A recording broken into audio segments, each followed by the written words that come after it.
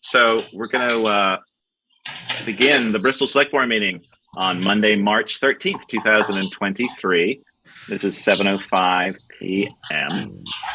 Let's review agenda for addition, removal, or adjustment of any items. And I think we just have one regarding select board minutes. Is that correct? The minutes from the previous meeting and also a liquor license for a hot All right, so we have there. Let's put the minutes where they usually go, which would be, let's do that as a 5.1.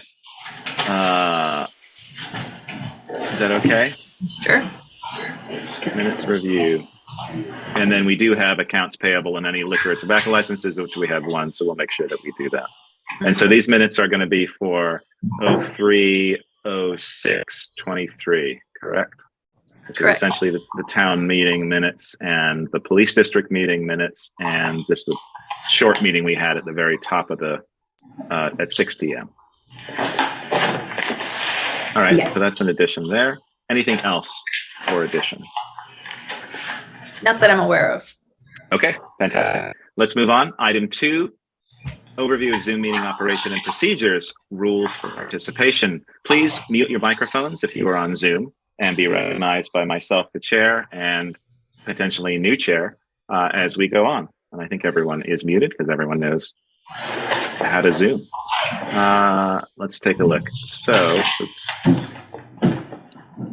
all right, item 2. So this is the annual select board organization matters. Item 1 is elect the chair. What's your pleasure? Darla, are you willing and able to step into that role? That is usually the vice chair is moved to the chair position. Are you interested in the chair role? Willing, yes. Able is these days is a little tricky, but yeah, no, I'm getting around fine, and I'd be happy to serve as the chair. Okay.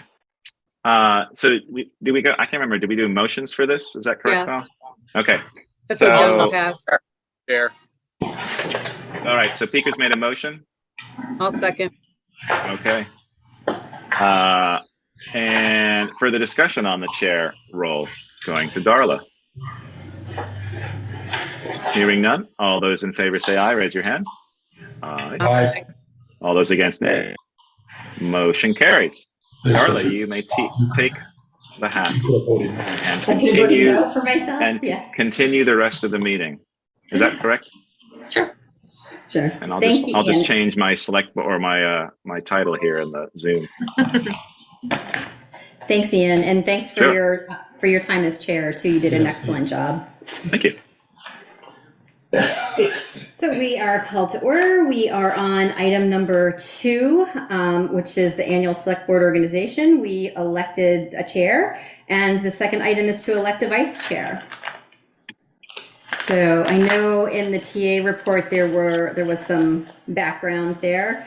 Looking for a nomination, looking for a motion. I'll make Joel move here. Okay. I'll second. All right. Shall we, any discussion, any comment? Well, Joel's not refusing it, so. Joel's not refusing, I didn't hear him. So hearing none, shall we vote? All those in favor say aye. Aye. Aye. All those against, nay. Congratulations, Joel. Thank you. Okay. Sorry, my computer just jumped. Nope, I got it right here. Thank you. All right, number 3, designated regular meeting schedule, subject to occasional modification.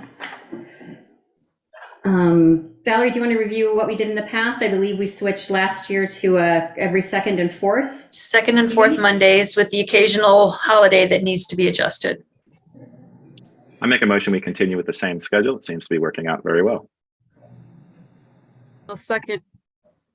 Thanks, Michelle. Any discussion? I would like to at least look into when December, January, and February, those long months where we're meeting, Peaker's not in the pit that time and I'm not working so late.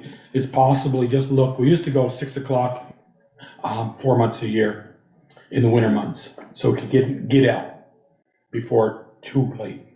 I would like to consider that by December. So change the Well, start time to 6 o'clock? Sometime during December, those 4 months, maybe up until town meeting. Just something to look at later on.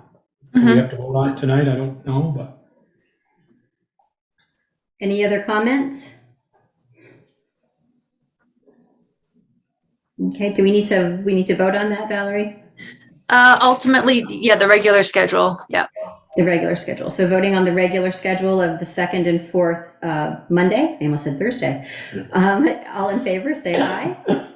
Aye. Aye. And those against? Hearing none, we will meet the second and fourth Monday. Okay, item number 4, designate the Addison Independent as the newspaper of record. I so move. Second. I'll make a motion. We make the Addison paper of record. So Joel Second. made a motion. We have a second. Any discussion? I had a question. Have we ever done public postings in the ADND for our select board meetings? I know there's a cost associated with that, but I'm curious if anyone knows the history of that. I'm not Maybe aware like- that the town has. Like with the Okay. agenda, Ian, or you're just saying? Right. I just noticed that Middlebury and other towns post their select board agendas as well as other things like the development review board. And I was curious if we had ever done that and if we felt that was a useful thing to do. I mean, we haven't, as far as I know, as long as I've been on, we've never done it. Okay. And we do it for the development review board for certain things, but Right. Yeah, I looked at pricing today. I just asked them just because I was curious. And it's fairly costly in terms of in the publication. It's $20 for a weekly posting if it's just online. And I don't know what the readership or viewership of that is, but I don't know if board members are interested in pursuing that. We have about 30 meetings a year, so it would be a chunk of change to do that. And I don't know if we thought that was useful or not to reach a broader audience with what we're doing at the town level. I would say with Front Porch Forum and the Facebook page, probably got it covered. Okay. It might not be a bad idea to put an occasional notice in there, not necessarily every other week or before every meeting, but just to remind citizens that the select board is meeting on the second and fourth Mondays and the agendas can be found online and on the website. Just a general kind of PSA without specifics that can be circulated occasionally, recirculated. Yeah, so you could craft a sort of press release or a notice that we could post. Yeah, that's a good idea. Okay. So we need to vote on just the designating the Addison Independent as the paper of record, correct? Okay. Yes, So please. all those in favor? Aye. I, Anyone against? All righty. Who seconded that? I did. Oh, thank you. Okay, number 5, designate official posting locations for the town. Currently, the town office, Lawrence Memorial Library, Bristol Beverage, and the website. And in the past, we've used Shaw's, but I understand there's no longer a bulletin board available there. Correct. Do we need to replace Shaw's? Do we have enough listings? I'm thinking Martin's has a bulletin board. I think Martin's would be good. Some people may not go to the website like they. Mm-hmm. It might be a challenge to physically get it there to post by Fridays. Well, it's just a thought. If we don't need it, we don't need it. But it's another option here in the community. I mean, I can post the agenda on Martin's board. It's not a problem. Thanks, Anthony. Thanks. So we need to vote on that, correct? I make a Yes. motion that we have 3 of physical posting locations: Lawrence Memorial Library, Aubuchon's of Martin's of Aubuchon's, or whatever it's called now, and Bristol Beverage, and the website. And the town office. And the town office. And the library. Right, I did say that. Yeah, You said you the said the library. library. Yeah. Okay. I wonder Can we- I wonder if we can make the hardware store kind of like an optional one.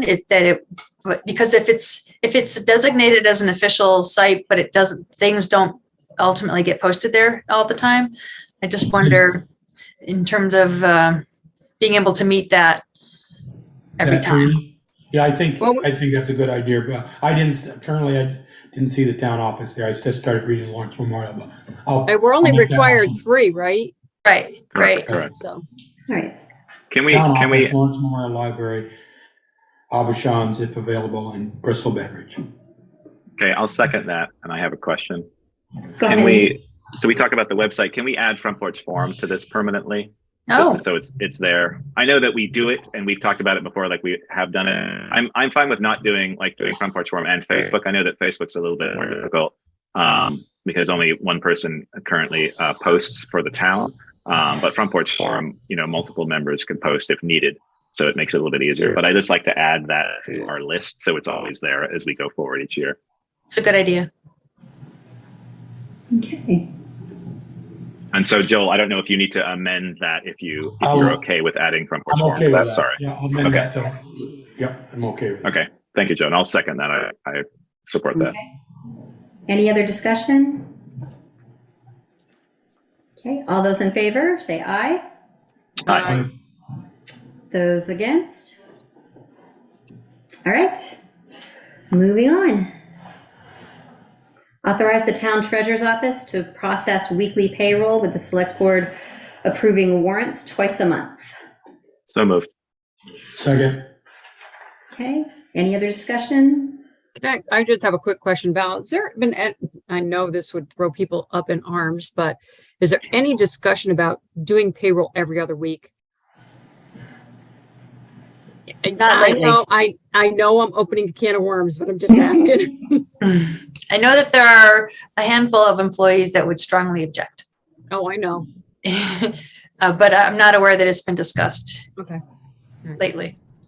I was just thinking, time and effort and checks, and I know most things are now direct deposited, but Does it use a tremendous amount of resources to do it weekly versus every other week? That's a treasurer question, but Treasurer or clerk Yeah, question. I mean, honestly, reporting wise and everything like that, we have found it easier going weekly.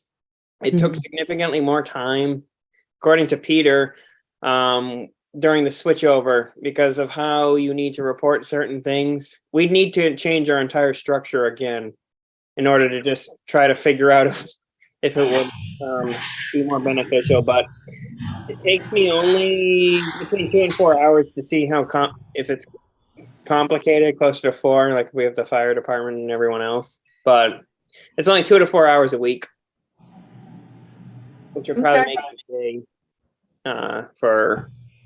But, anyways. Okay. Well, let's not make it more complicated. Right. Yeah. Okay. Shall we vote? Any more discussion first, I should ask? Okay, shall we vote? All those in favor say aye or raise your hand. Aye. And against?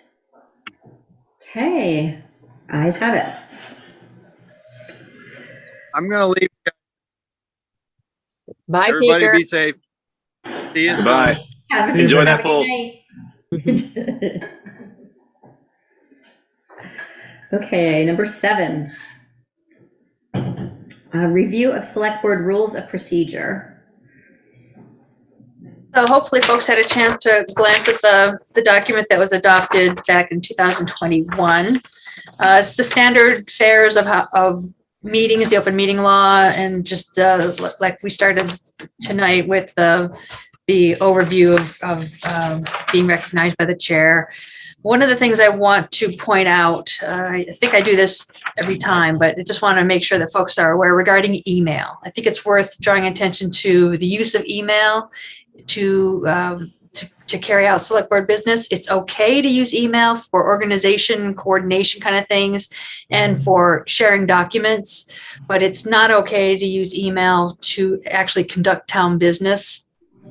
or to make decisions by email, unless it's extremely time sensitive and that decision is then ratified at the very next meeting in open session. And that's with a quorum of members, though. Correct. Yes. Thank you for pointing that out. Yeah. So 2 members can have all the email communications you want, but 3 or more constitutes a quorum, and that requires disclosure in under the open meeting law. So but it's okay to use email using a quorum of the board for coordination and organizational kinds of things. Okay, Right. so we And have is this. Oh, sorry, Ian, go ahead. No, go ahead. I was going to say, we have this discussion every year because we all use our personal emails.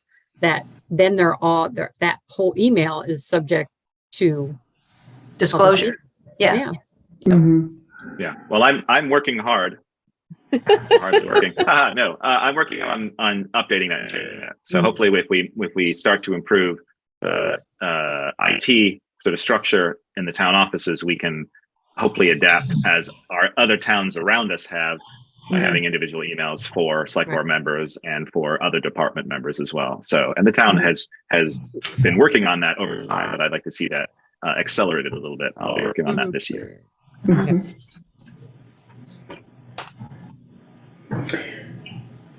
Does that need to be voted on, Valerie? Or is that just a review? No action is necessary unless the select board wants to make any changes or updates to it. But this is just an opportunity to acknowledge the rules of procedure and just kind of refamiliarize ourselves with them.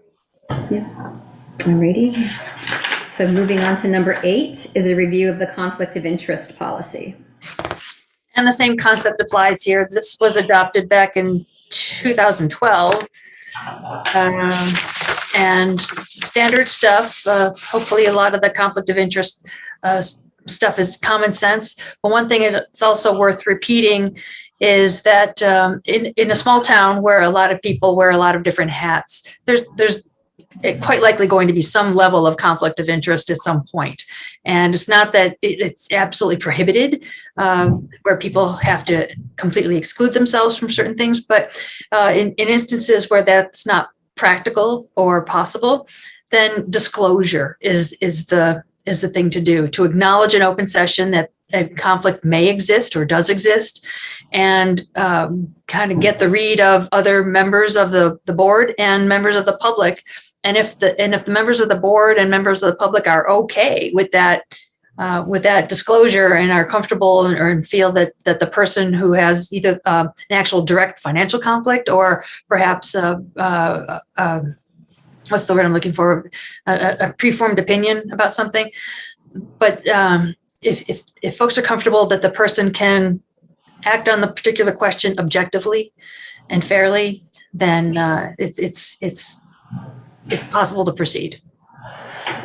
It's okay to proceed. But if there are objections, then the proper thing to do would be for that select board member to recuse themselves. And recusal typically means leaving the room. Because depending on the subject matter, the mere presence of somebody who's in the room, perhaps communicating through other means than talking, like body language or something like that, that could influence the outcome of the decision. It's best for that person to just kind of step out of the room for that item. Any other discussion? And that again is not something that we need to make a motion on, correct? That was just a review. Correct. Acknowledge. Yep. Okay. Number 9, designate select board liaisons to town departments. And there was a chart within the TA report of where everybody stands. Are we looking to make any adjustments tonight? I'm fine with my 3, fire, police, and the library.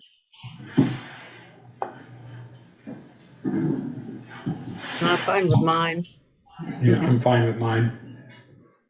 And I'm fine with mine. And should we assume that Peaker's okay with his too? Yeah. He can always let us know at the next meeting if he's not. And are there any more that we can add to Peaker's since he's not here? Anybody want to give one up? Yeah. No. And so that does need a motion, correct? Yes, please. Okay. Would anyone So like to moved. make a motion? Second. Okay, all those in favor, raise your hand or say aye. Aye. And those against. All right, moving on. Item number 3, we are at public forum. So we have a number of folks here in the room with us this evening. I don't know if you all can see. Do we need folks to introduce themselves, Valerie, as they're here in the room? Well, only if they're going to be contributing to an agenda item, but there is a sign-in sheet there on the table back there. So that would be very helpful if folks that are there could sign in so that we know who's who. And Okay. Carol will have that list, and we have to send it to Carol so she can put it on the minutes. Right. And This public is- forum is discussing something that's not on this evening's agenda. Right. Correct. So if it's anyone that's something that's not on the agenda? Okay. Hi, everyone that came in after I turned my back on you. Great. So, moving right along, our department head roundtable. Let's see. Well, Meredith is behind me.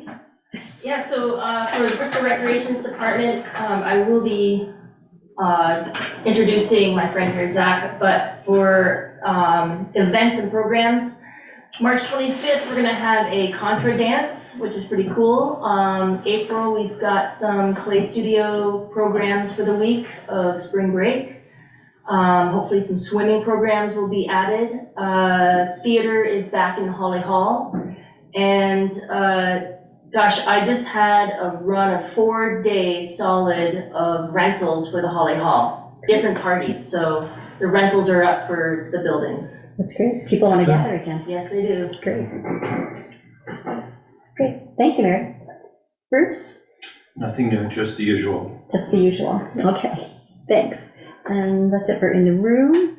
Let's see. Brett, are you able to talk with us? I am, and I don't know what. Can you hear me? I can. Yep. Okay. I don't know why my camera's not working, so I apologize for that. I do have it on. Anyway, well, I'll just start yapping here. Yeah, just a couple quick updates. As Valerie and Ian know, I've started this process of sending out a weekly report to the fire department, really just to kind of highlight some of the administrative efforts and, perhaps some training announcements that are coming up, just to provide some consistent communication, beyond our monthly staff meeting. That way folks aren't waiting an entire month to hear about what's going on in some instances.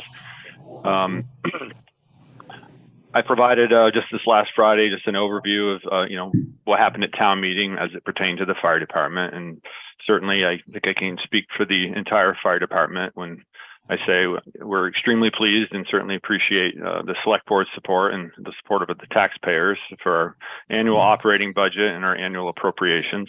So always recognizing that the dollar amounts there, but hopefully people feel like they're getting their money's worth.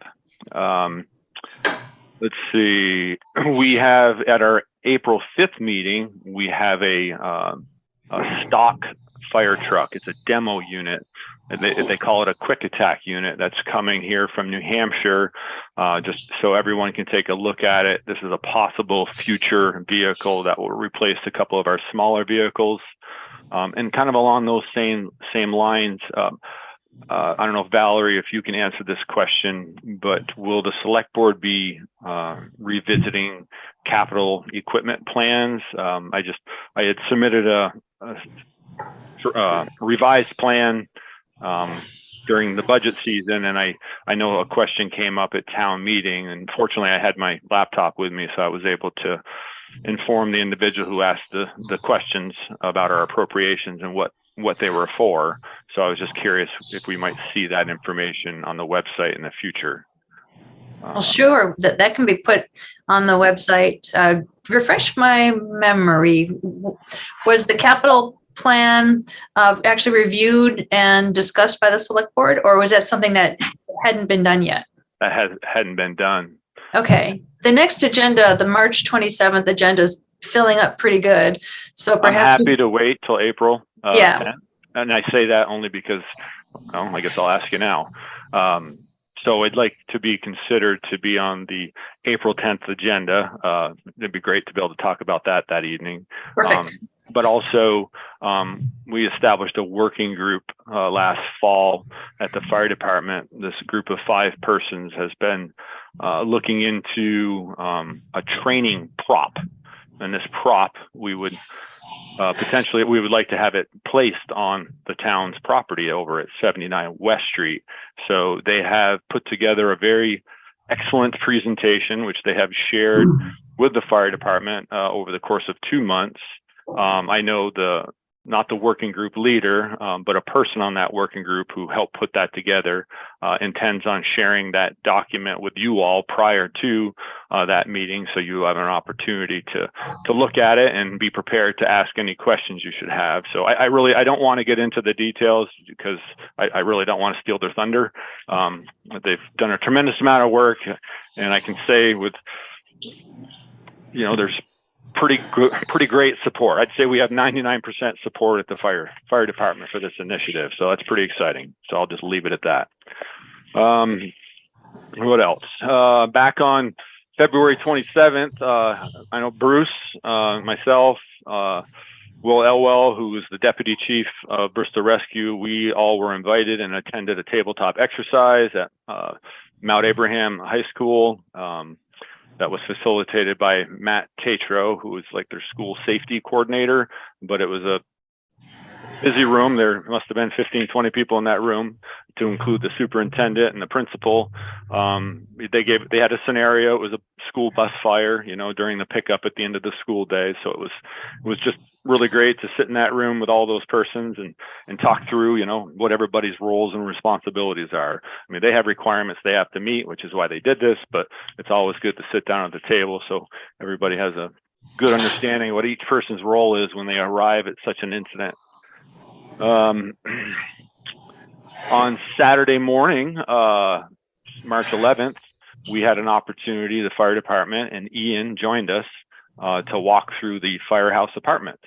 I befriended the site super, and I talked to him, it seems like just about every day, because I'm always over there walking my dog. And they've been very welcoming and allowing us to utilize that space. We actually utilized it for training a week ago. We were wanting to get up on the roofs. So, but anyway, Saturday we had a chance to walk through. We wanted to see the structure, the frame, before they got all the sheetrock up, because they had already begun sheetrocking at the south end of the 16-unit structure. But he anticipates, by the end of this week, the rest of the roofs will be on. I guess maybe that will change now with the weather coming in. But anyway, no doubt they're going to be beautiful apartments. They really are. It's pretty incredible views from there as well. So, but anyway, that was really great to see all of that. And of course, you guys all know they broke ground out behind the fire station on that new manufacturing space. So a lot of activity out there. It is a busy place over on Firehouse Drive right now. And we had our annual fit testing, and that's our mask, our face pieces we all wear. That's one of our OSHA annual requirements to comply with our respiratory protection program. So that has to be completed by an outside vendor, a licensed vendor. That was performed last week. And the only other thing I just kind of wanted to mention, I mentioned this to Ian following Saturday morning's walkthrough. We got talking about the radio or the communication tower initiative. We had talked about the idea of possibly erecting something at the fire station to not only benefit us, but potentially in the future, the police department, as we all would like to get out from under a lease that we're currently a part of for the use of the tower here in Bristol, a very expensive lease. And at this time, I understand, and having a conversation with the zoning administrator, that it's not feasible, as it does not comply with town zoning rules and regulations. So I asked Chris, is there any workarounds? Is there, any exemptions for emergency services? And he kind of said, no, not really. It would really require going back and, changing rules and laws. And I mean, I know that's nothing I'm going to tackle. So I guess I just kind of plant that seed with you all, that something I know I was very excited about the potential opportunity to put something up there because we have the infrastructure for it. The big thing being a generator, the backup power source. that at this time, it doesn't look like a feasible option. So I'm disappointed to say the least, but that's how it goes sometimes. That's all I got. Unless anybody has any questions for me. Chief, one last thing. Joel, I'm sorry. Yeah, thank you. Thank you. That was my one last thing. So the new pumper, as you all know, it's been delayed more than once, probably a dozen times. But we have scheduled on the books 3 persons from the new pumper working group that designed it. They are scheduled to travel out to, I think it's Wisconsin is where the factory is, April 16th through the 18th. That is part of the contract. The vendor pays for that. So 3 persons from that group will go out there to the final inspection of the vehicle before it is shipped east and lands in New Hampshire, where they'll do a few other things to it, to include putting all the mounting brackets in for our equipment. So when it's in New Hampshire, that working group, those persons will all travel there together and bring down many of the hand tools that will be going on that truck so they can show the vendor exactly where we want these things mounted. So it's coming along, and I really hope to see that truck in early May. So optimistic. I think you've heard me say that before, but this is just the way it goes, I guess. So, but yeah, we're all excited. New truck's coming. Okay. Thank you, Brett. Yep. Any questions for Brett before we let him go? All right. Well, thanks again, Brett. I appreciate the report. Sure. Sharon. Hello. Sharon. We finally made it through elections. Everything passed. The only thing that was amended was on Monday night at town meeting. They changed 1.25% after 3 months of being delinquent to 1%. So that will go into effect July 1st.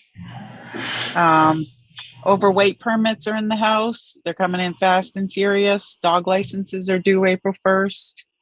And there's still quite a few liquor licenses that have not come in. In fact, I talked to one owner today, wanted to know where it was. And I told her, you need to go online, find your email from liquor control. So I'm hoping some of the other ones have just overlooked it rather than waiting for something from us. But and land records, we have a few to do in-house. Everything has to be wrapped up. Anything that closes by March 31st, by April 1st. That's when the grand list closes. So, and then that will pick up down the hall at the lister's office.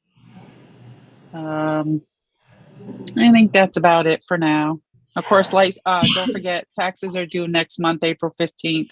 People are already starting to come in and pay. So traffic's going to pick up in the office. Okay. Thanks, Sharon. You're welcome. Thanks for all your work on the election as well. Yeah. Thank you. You're welcome. Anthony, I think you're the last one. Oh, no, Taylor's on there too. Let's go with Anthony. And Mark's here too. Oh, and Mark. Oh, look at that. Yeah. Right. Beautiful house tonight. So let's go to Anthony. Hi, everyone. Can you hear me? Yes. I had to put headphones in.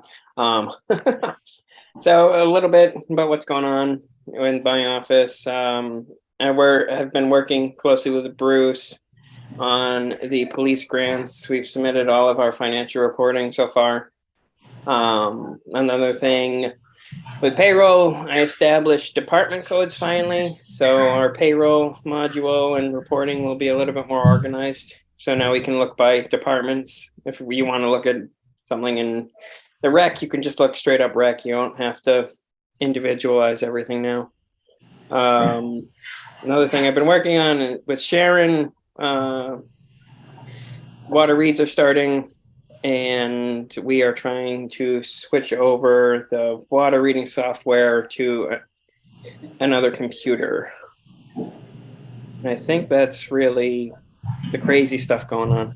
What about the audit? Any updates on audits? I haven't heard anything about the audit. Sharon is working with me on a few pieces of information we needed from the AP section for the auditors. And she had us check a couple of our balance sheets, but I haven't heard any additional information. Okay. One of the things I'd like to try to accomplish with this new auditing firm, well, they're not quite so new anymore, but is for them to have somebody meet with us at a select board meeting and kind of walk us through some of the highlights of the 2021 audit. And also, hopefully by then, at that point, the 2022 audit will be complete and we can glance at that also. And that would be an opportunity for us to ask any questions and just better understand the types of information that is available in those audit documents. Well said. Thanks. Thank you, Anthony. Thanks. Let's see, Mark. Thanks for joining us tonight. Oh, are you available to talk with us, Mark? No, Mark must have stepped away. Let's go to Taylor and find out what's happening at the hub. Hello.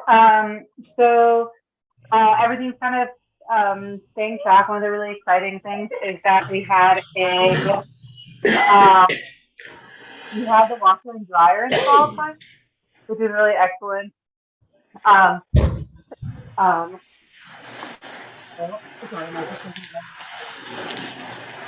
We had the washer and dryer installed finally at the hub, which was really excellent.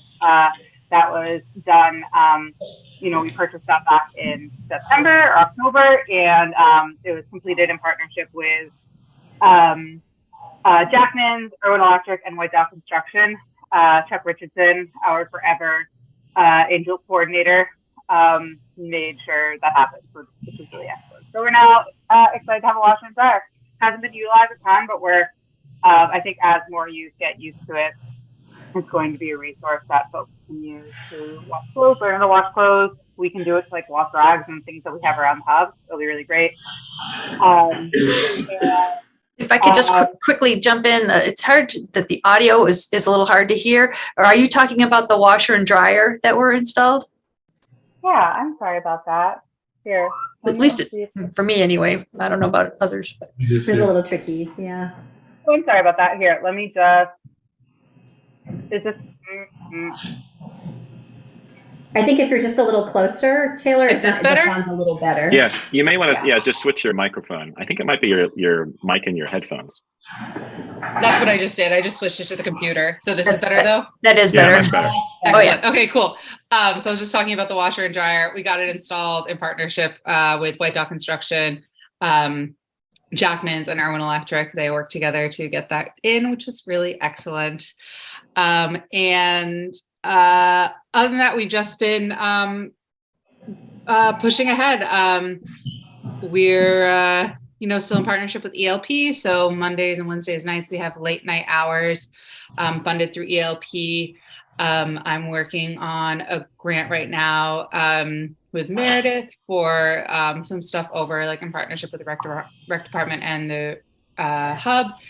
And we're just starting to kind of look forward to the spring and summer months and be all done with the winter. But yeah, things are plugging along and going well. Great. Thank you, Taylor. Yeah, thank you. Great. Let's see, we'll try Mark again. Mark Bouvier, are you available to talk with us? Mark must be occupied. Oh, wait, nope, that was Taylor. All right. Is Eric in the room? He is not. He is not here. Okay. Probably getting ready for the storm. Yeah. Yes. That may or may not come to us. I have just two additional items once you're done with everybody else. Sure. Go right ahead, Brett. Okay. Yeah. Well, here, I think I fixed my camera too. Yeah, look at that. All right. I just thought it was worth noting. One, the new diesel fuel tank, the new double-walled tank was installed at the fire station last week by Jackman's Inc. That was purchased by Naylor and Breen, part of the Firehouse Apartments project for compliance with the distance to the buildings. We couldn't have a single wall tank anymore. So we're really pleased because we were able to continue utilizing the same platform for that tank. probably all heard me say, that thing is strategically located as vehicles return and filling up, and just prevents any of us from having to back up. And then also the weekend of March 25 and 26, at the Bristol Fire Station, we are hosting a 2-day National Fire Academy course. It's the Incident Safety Officer course. There's 3 Bristol firefighters enrolled in that course, but just pretty excited about having a National Fire Academy course right here in town. So just want to share that. So thank you. Great. Thanks, Brett. That's a great accomplishment to have a national training here. It's a great comment on your facility. Great. Alrighty. I sent Mark a text. He doesn't answer. Excuse me? I sent Mark a text. Oh, okay. He may join in later. So we might hear from Mark in a little bit, so we'll circle back to that if we do. So we're going to move forward to item number 5, which is regular business.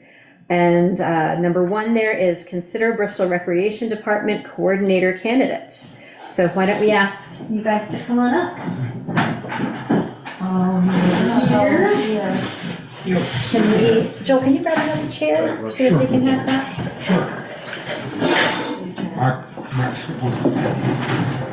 Here, I'll take this beast of a chair. Yes, I know, I was rolling that. That's good. Thank you. All right, well, I'd like to introduce Zach Farnham Haskell. Zach's from Williston, and we would like to introduce him to you all as the recreations coordinator for the hub and rec department. A couple of things is that you've worked with all ages, done some PE, some assisting recreations programs with Essex Recreations Department. And so I think it's going to be a great fit for town, for our community. Does anybody have any questions for Zach? What is the proposed start date? April 3rd. Excellent. Zach, what is it about this position that interests you? Just the combination of the team, the hub, and the recreation seems exciting. It is. Yeah, I'm excited. I can't wait. The recreation coordinator position in the past has been also served as a liaison with the Conservation Commission, and was very active in helping to maintain Bristol's parks, Sycamore Park, Eagle Park, Memorial Park, the Town Green, and other initiatives, working with the tree committee. So, Zach, are those things that you would also be interested in? Yeah, definitely. Whatever's needed, I'm up for the task. Excellent. Yeah, do you have some activities that you've done in the past with teens that you'd like to see, you're thinking of bringing here to Bristol? During my interview, I kind of touched on, I'm really into fitness and personal training stuff, so I would love to bring that. I don't know how popular it is in the community, but I'd love to bring some fitness activities to the community. There's the beginning of a fitness trail. Yeah, correct? So we do have that. We have 3 stations, and there's some things that we need to finish up with that for that. And then there's 3 more ideas for that fitness trail. So it's going to be a good fit. Good. All right. Does anyone else have any questions? Great. Okay. Do we need to vote on this? Do we need a motion? Ultimately, yes, for the select board to agree to hire Zach for the role. I make a motion that we accept the Recreation Department's recommendation to hire Zach Farnham Haskell. I'll second that. Any other discussion? Hearing none. All those in favor, raise your hand or say aye. Aye. And anyone opposed? We all said aye. Welcome, Zach. Great. Thank you. Awesome. Thank you. Thank you. Nice to meet you, Zach. Welcome aboard. Thanks so much. Thank you. All right, number 2. So there's dog ordinance, I'll let you guys. dog ordinance violation, public hearing. How do we move forward with this piece? Valerie, I need your. Yes, well, hopefully folks had a chance to glance at the material that's posted on the website. We received complaints of nuisance barking, barking of a dog over on Lower Notch Road. Dates back to last year. The police department was involved in responding to the complaints and prepared some reports on those visits, and also issued a citation about the violation. And at one point, it was noted that apparently there's more than one dog at the residence. There's at least one. And that dog has since been registered with the town, but it had not been, it was not registered when the complaints were first identified. And I did speak with the owner of the dog, or dogs, this morning, or this afternoon rather. He had not yet received the certified letter that went out last week. He was notified that there was a letter to be picked up at the post office, but he only received the card on Saturday. So he was not able to, I don't know if he's there today, right in the room, but does not appear to be online. We do not have him here in the room. Is anybody there on this topic in the room? Yes. Yes. So I guess the next step would be for the folks in the room to present their information, and for the select board to ask any questions. Would you guys like to come up and so you can be on camera? And we'll have you guys come up next. You guys can come up, so the chairs are up. The owner of the dog is Michael Mulligan, and I emailed him the letter and the dog ordinance and the agenda for tonight's meeting with the Zoom link. And I invited him to, if he wasn't able to attend tonight, to represent himself through an email, if he wanted to respond to the concerns by email, but I had not received anything. Can you I'll put state your double check. name, please, for the Yes, minutes? I'm Olivia. This is Matt. Sure.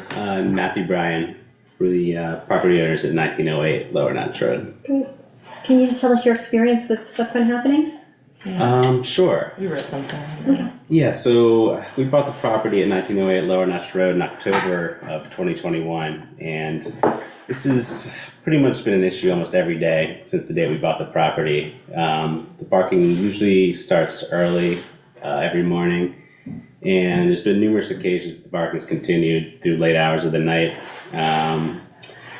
Yeah, this issue has honestly just been like pretty emotionally, physically draining for both of us on a lot of different levels. Personally, it's just been difficult. Feeling like at times we can't sleep or rest or even, enjoy being outside on our property. This has also presented a challenge to us as small business owners. For those of you that don't know, we bought the Pick Your Own Blueberry Farm on Lower Notch Road from Miss Linda Luna. And, our intentions when we purchased the farm was to continue the legacy that Al and Linda had started or created. And, part of that is offering a quiet and peaceful, family-friendly environment for, all the members of our community to enjoy in the summertime. And, the excessive barking has just been, unfortunately, a burden and challenge to that effort. Just on top of how it's affected us personally, we all are just very worried about the dog and their well-being. Just the manner in which they just continually bark and howl for hours just does not lead us to believe that the dogs are happy or being treated properly. They just seem to be left outside every day in all weather conditions, temperatures, which is just of extra concern. We have reviewed the police reports, and unfortunately, it just seems like there's not only denial of responsibility, but also just a disconnect on Mr. Mulligan's end in regards to his perception and actually the reality of the problem that he's creating. I think he mentions in his last police report, he thinks it may not even be his dogs that are the source of the problem because he's bringing them inside at night. However, we know this is not possible at all because we can see his dogs right through our tree line. His dog's barks are extremely loud and distinct, so there's no confusion at all. It's very obvious that they're coming from his side of the property. I think he also mentioned in one report that he was confused because he'd been there for 8 years and never had any problems or, complaints from neighbors. But I guess we did just want to mention that obviously things are changing in Bristol and our population is growing. And just in our immediate area, there's 3 lots, including ours, that have been subdivided and are being developed, that directly border Mr. Mulliken's property. So it may not have been an issue in the past, but it certainly is now, especially now that our neighborhood is growing. We did recognize in the reports that Mr. Mulliken does claim to have bought bark collars in an effort to mitigate the problem. We're not really convinced that's the most humane or responsible approach to the situation. It also hasn't really done anything to lessen the barking. It just continues to be an issue on a daily basis for us. We feel like even if in fact he is using bark collars, it's kind of just that much more concerning that the animals are distressed enough to, continue barking while they're being shocked with the collars. We really believe the correct solution would not to be silencing the dogs with bark collars, but rather to stop leaving them outside all day in the conditions that, are causing them to bark constantly in the first place. And, we just feel like part of being a responsible dog owner is, means giving the animals the attention and care that they deserve. And, we just feel like this shouldn't mean leaving them outside all day to be everyone in the community's problem, except the owners while he's not home.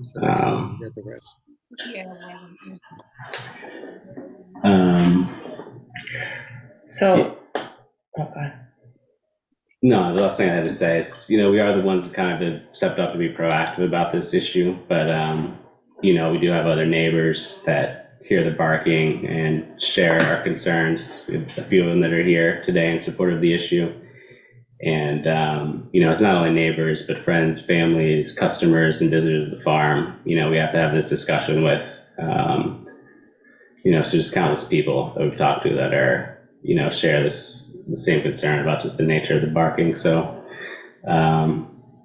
we do appreciate your attention to this. We look forward to hopefully a resolution, just not for us personally, but for the community and the dogs too. Thank you. Do you have anything there? Nope.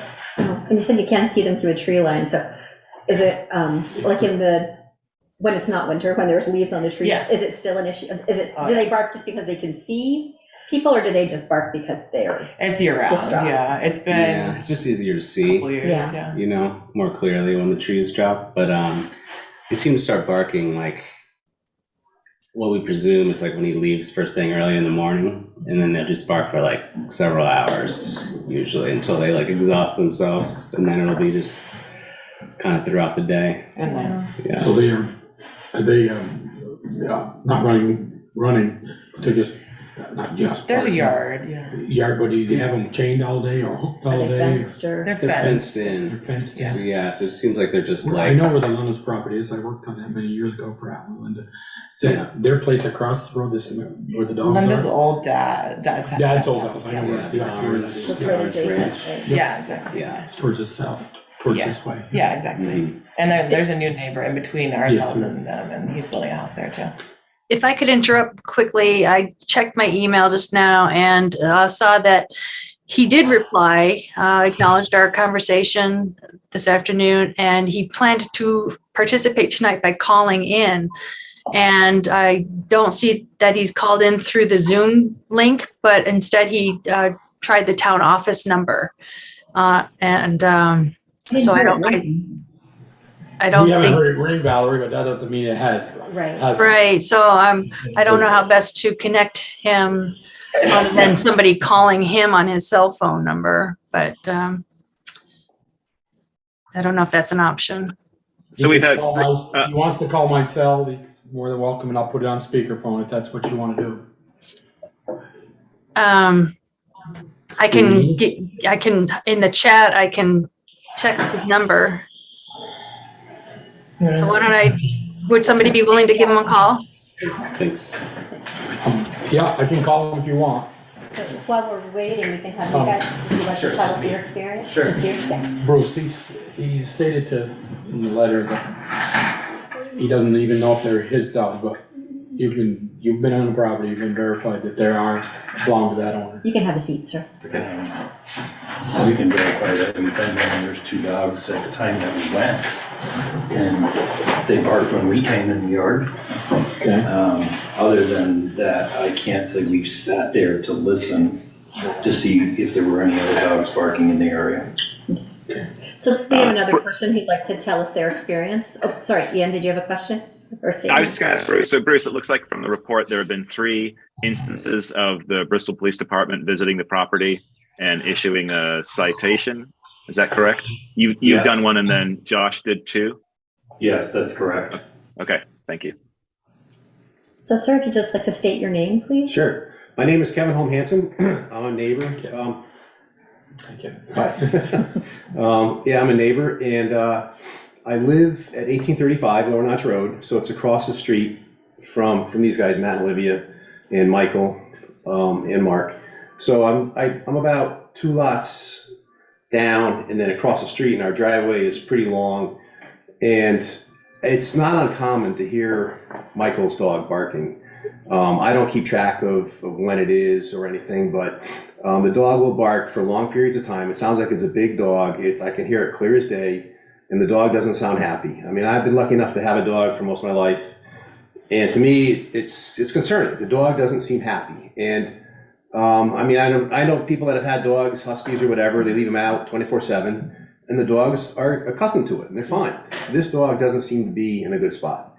And it's concerning, I mean, just for the dog by itself, but it's also, irritating or aggravating to have a dog incessantly barking. I'm not talking about for 5 minutes or something. I mean, I've been outside, working for half hour, 45 minutes or an hour. And the dog is barking the entire time, and it's just constant, and it is concerning. So, yeah, it's those 2 aspects of it, and it seems, I don't know, unfortunate, or it's not in the best interest of the dog to have him in a situation like that where he is that unhappy.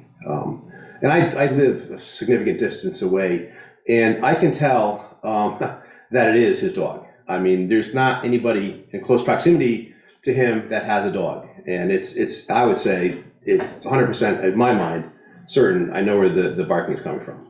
So, I mean, to say it's somebody else's dog, I think is not appropriate. But yeah, I don't know how to resolve it. I think it's unfortunate that it's gotten to this point. Yeah, it's it's been going on for quite a while. Exactly how long, I'm not sure. But yeah. How long have you lived there? 35-ish years. Okay, so is it gotten worse in the past year or 2, or is it just? I would say, yeah, in the last year or 2. I don't remember it being an issue like going back some number of years, but yeah, I'm not sure exactly how long he's been in that spot, but well, Linda's parents, right? House, yeah, they built that place, right? And yeah, I know. I used to plow the driveway. He mentioned 8 years. 8 years, I believe. I'm sorry, Ian. What did you say? You mentioned in one of the reports it said 8 years. Yeah. Okay. So I'm not sure if he's had the dog the entire time, but yeah, it's not clear to me exactly when it's happened. I mean, it could have been going on for 3 or 4 years. I don't recall exactly when it started being an issue. So I don't know if there's anything more I can add, except I think people here would like to see a good resolution, for everybody involved, the dog and the neighbors. I mean, it's just people would like to have some peace and quiet. Do we know how long the collars have been on? Or if they're on?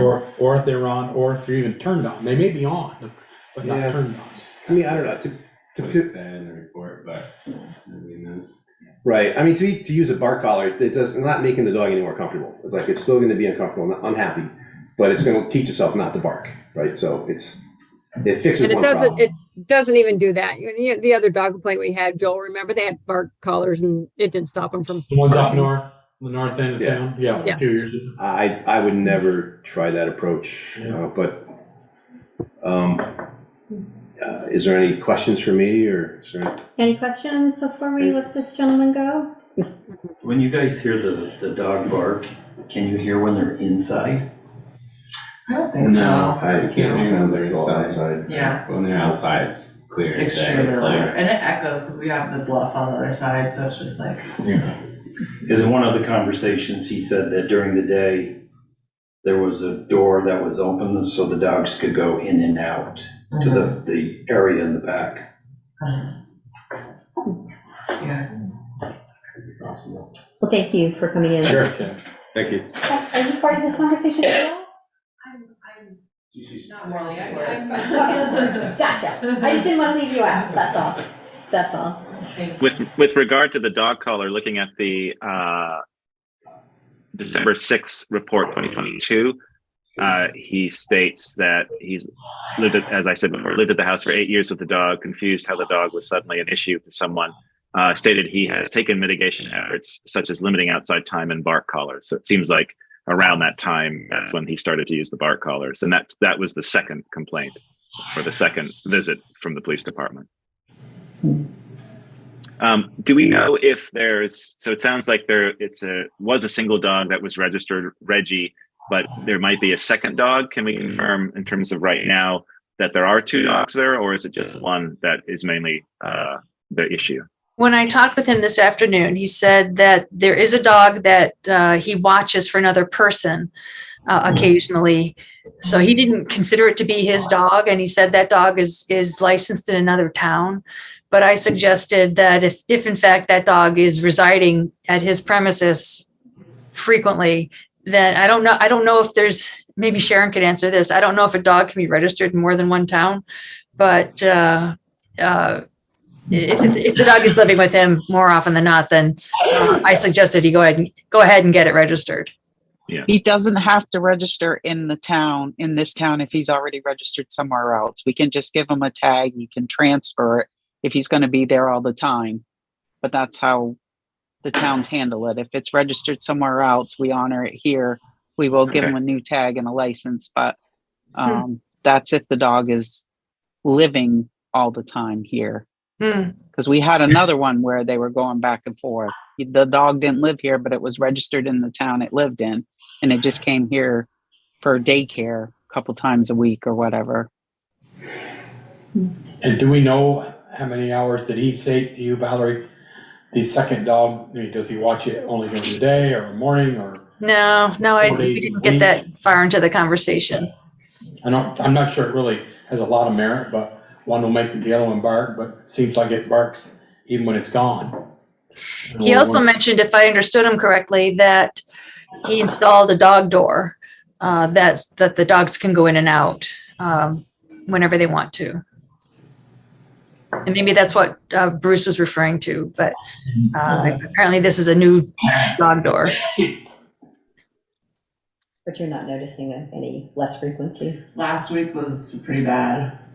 Yeah, it's usually like, it seems like first thing in the morning is the worst. Like he leaves for work and they just bark for like several hours until they exhaust themselves. And then we hear it still like sporadic throughout the day, they'll go on. I mean, from where they're outside, can they see like the road or other cars? Yeah. You can see other things, so that could, Yeah. not that I'd make an excuse for them, I guess. Yeah. What are our next steps? Joel, did you get the number that I messaged I you? texted it to you, Joel.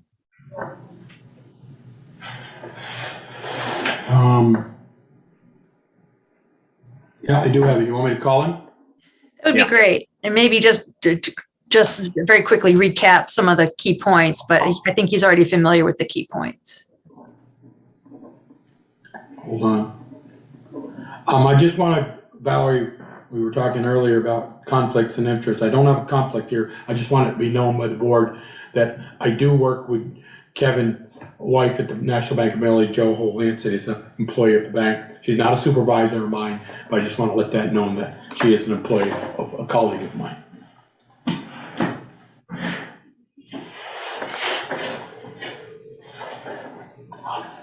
Just to follow up on that, would that relationship affect in any way your ability to respond to this agenda item? No, I responded to the one up north a year ago. Yeah. Hello, is this Michael? Who's this? This is Joel Bouvier calling, the select board member from the town of Bristol, and we were in a meeting and we wanted to talk with you, and you were supposed to come in, or we were trying to get on Zoom, maybe, or maybe you called the town offices, but we didn't hear the phone. Yeah, I called a lot. Okay, we have you on speaker. Myself, Vice Chair, Joel Bouvier, Darla Senecal is the chair, she's in the room. Police Chief Bruce Nason, Matt and Olivia, your neighbors, and Kevin Holt Hansen, and I didn't get you. Amy. Okay. Amy Holt Hansen are in the room, and we have Valerie Caples, our town administrator, and our two other select board members, Michelle Purley and Ian Elverson, all by Zoom. Well, thank you so much for calling me back. I just want to say that first. Okay. And the second thing I want to say is just, I'm so Hold, sorry. okay, Michael, hold up just a minute. Can you guys hear him? Yeah, it's pretty good. Turn up your volume as much as you can and just sort of put it near the owl. Yeah. People have the problem with me and my dogs. Yeah, we can hear you in the room. Yeah, we can hear you. Okay. I just want to apologize to my neighbors, very much so. I just, I take full responsibility for everything, Joel, I just want to make everything better with my neighbors and my friends. I'll do anything they say. I've tried very much to rectify the situation. I live by myself. I have 2 dogs. I have a dog door where my dogs can go in and out of my house at will. Just so they're rescue dogs. That's what they need. I'm probably not saying this right, but I understand that my neighbors aren't happy. I just want to, I admit guilt. I admit that I'm wrong. I never want to do any of my neighbors wrong here. I think, I could play this out a long ways and being an asshole, but I'm not. It's my fault. Okay. Let me ask a couple. I want to make it right to them. So. Okay. You said in the complaint, thought it was just you had one dog who's registered with a town called Reggie. The dog, his name is Reggie, and by the police court. That's the one that barks. And then but you just stated that you have 2 dogs. Is the second one registered with the town? The first thing. Yeah, the second dog is registered with the town of Essex. Okay, so It's you my watch that dog? ex-girlfriend's dog. She has a baby that's 2 years old that has, Down syndrome. So I kind of take care of the dog. Do you take care of that 24/7? Yeah, there? it's registered in Essex, but I'll register it. No, but so it's at your property at all times. It doesn't matter. I talked to the town clerk today. If that's no problem, I'll definitely register that dog to make you happy. Everything has their shots. Okay. Well, we're just trying to state how many dogs are on the property and what's very causing well the barking. taken care of animals. So now that you, I think you're sincere. I've never met you, but you sound very sincere. What do you think the remedy for everybody in this room, everybody on the screen, and you to make peace in that neighborhood and cool the barking on the dogs? What do you, is walk them in the morning possibly, then put them in the house for the day and don't let them first come I in would and out? say, let's not send any more SWAT team to my house about my dog barking.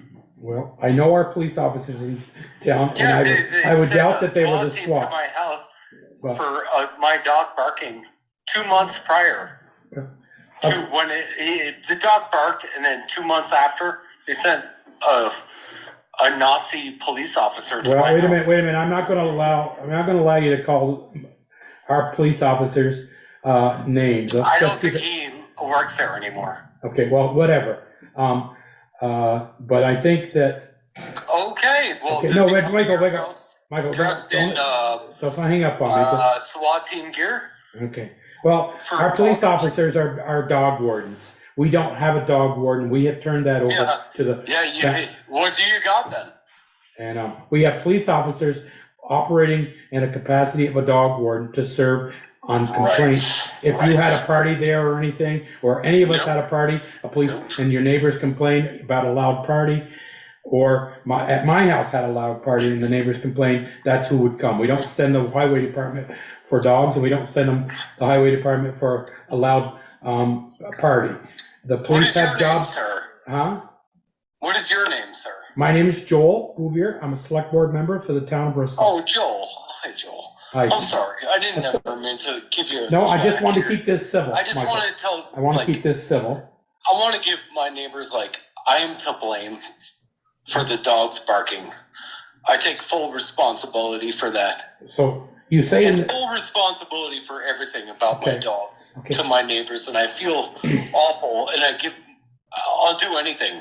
My neighbors can set the terms could we, about the dogs.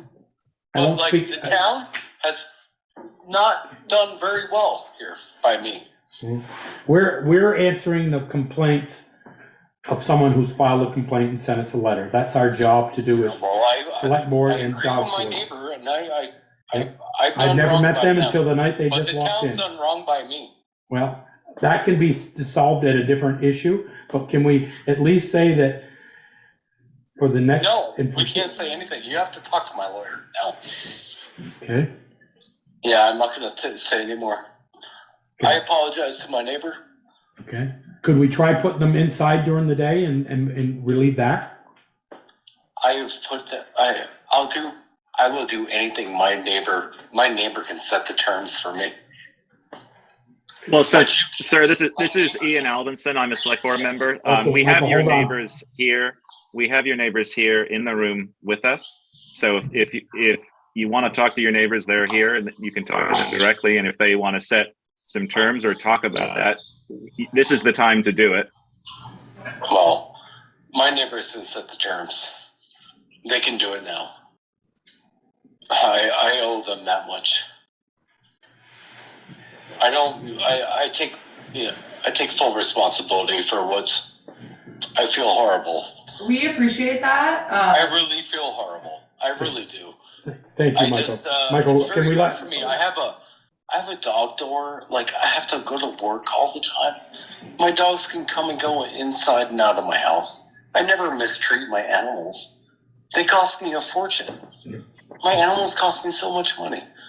Like, Michael, can we never mistreat them? Michael, can I let Olivia? I'm accused of being like abusive to my animals, and like there's shit like being talked here. Okay, Michael, can we let Olivia? You're one of your neighbors that bought the Lunnell house. At Berry Farm would like to speak. Can you let her speak a minute?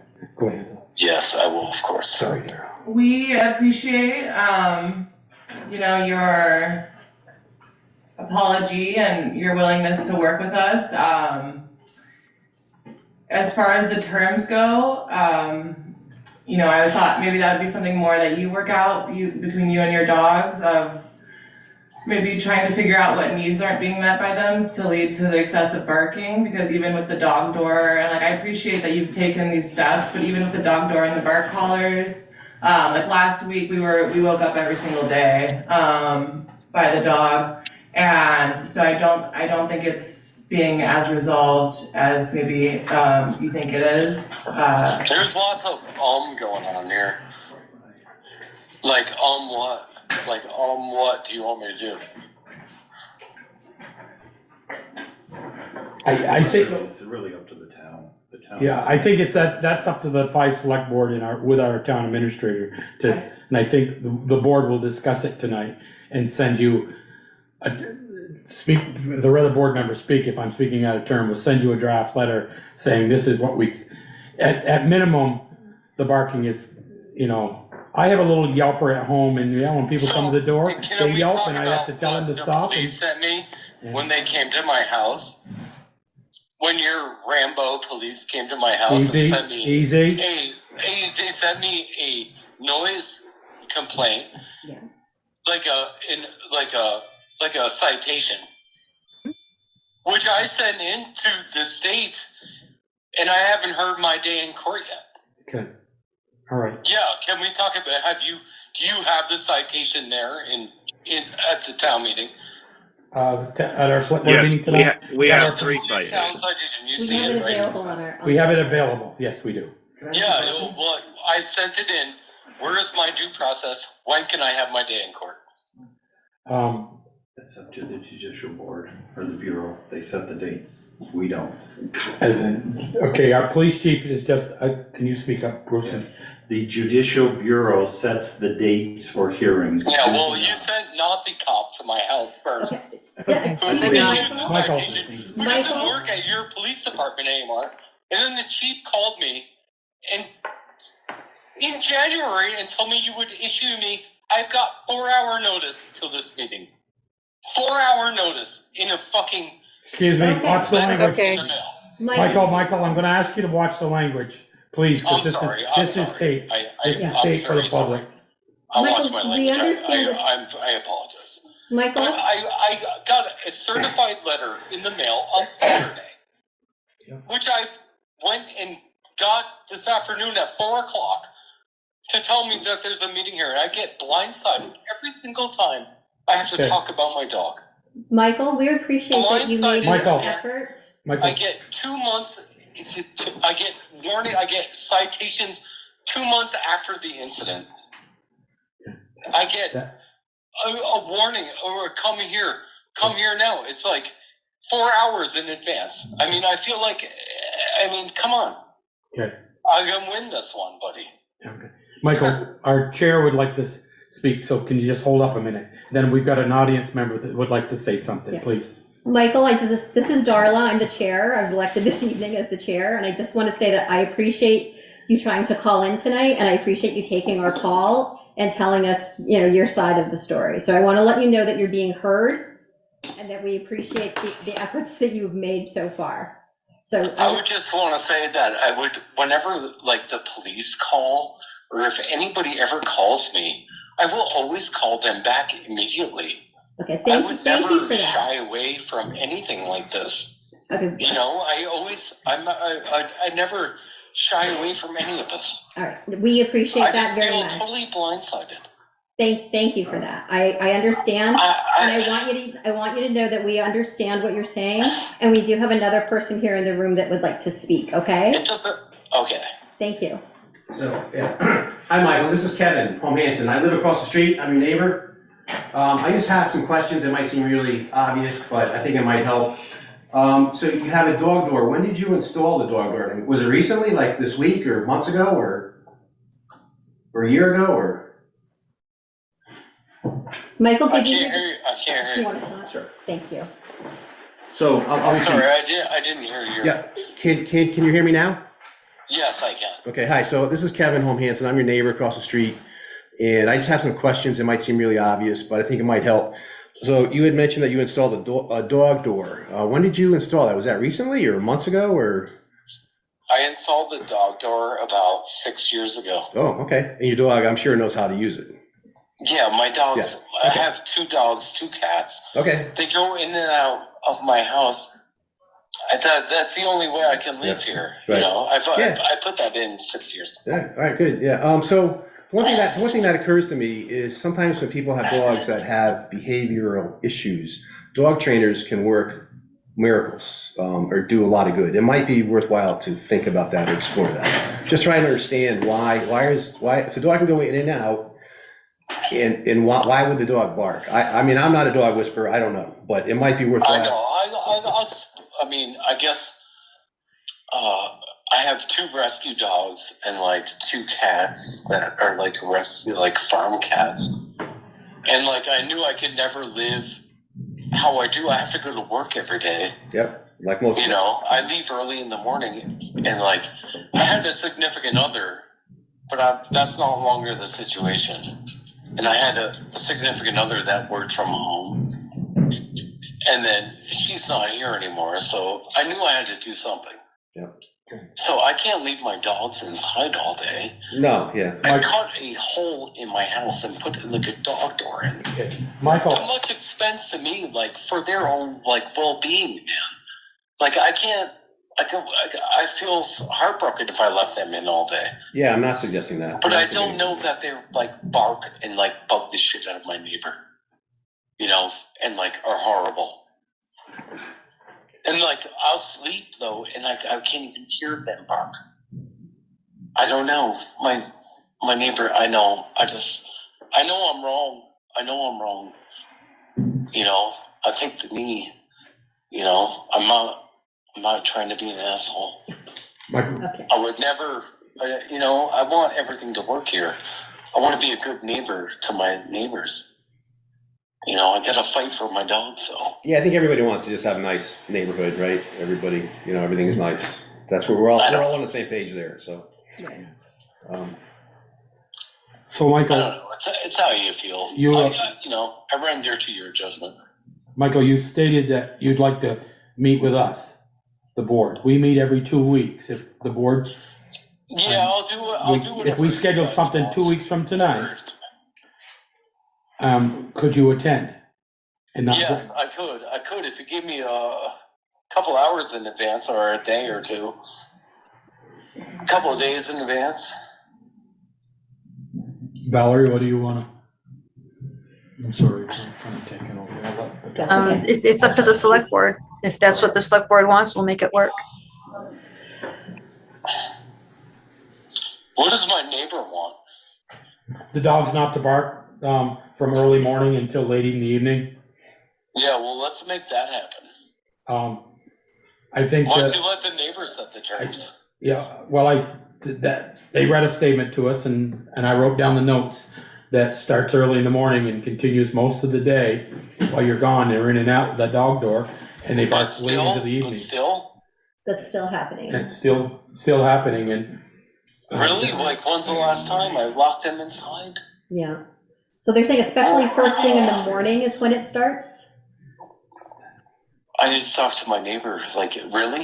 They're still doing it? Yes. Yeah, even with the dog door. Well, one neighbor states that they heard him all day yesterday. Were you home yesterday? I work every day, but you work Sunday, I'm inside the house. I'm home. Yeah, I was home all day yesterday. All day, all night. I have a question, if I can. Did we establish that the bark collars do not work? Yes, I guess we can.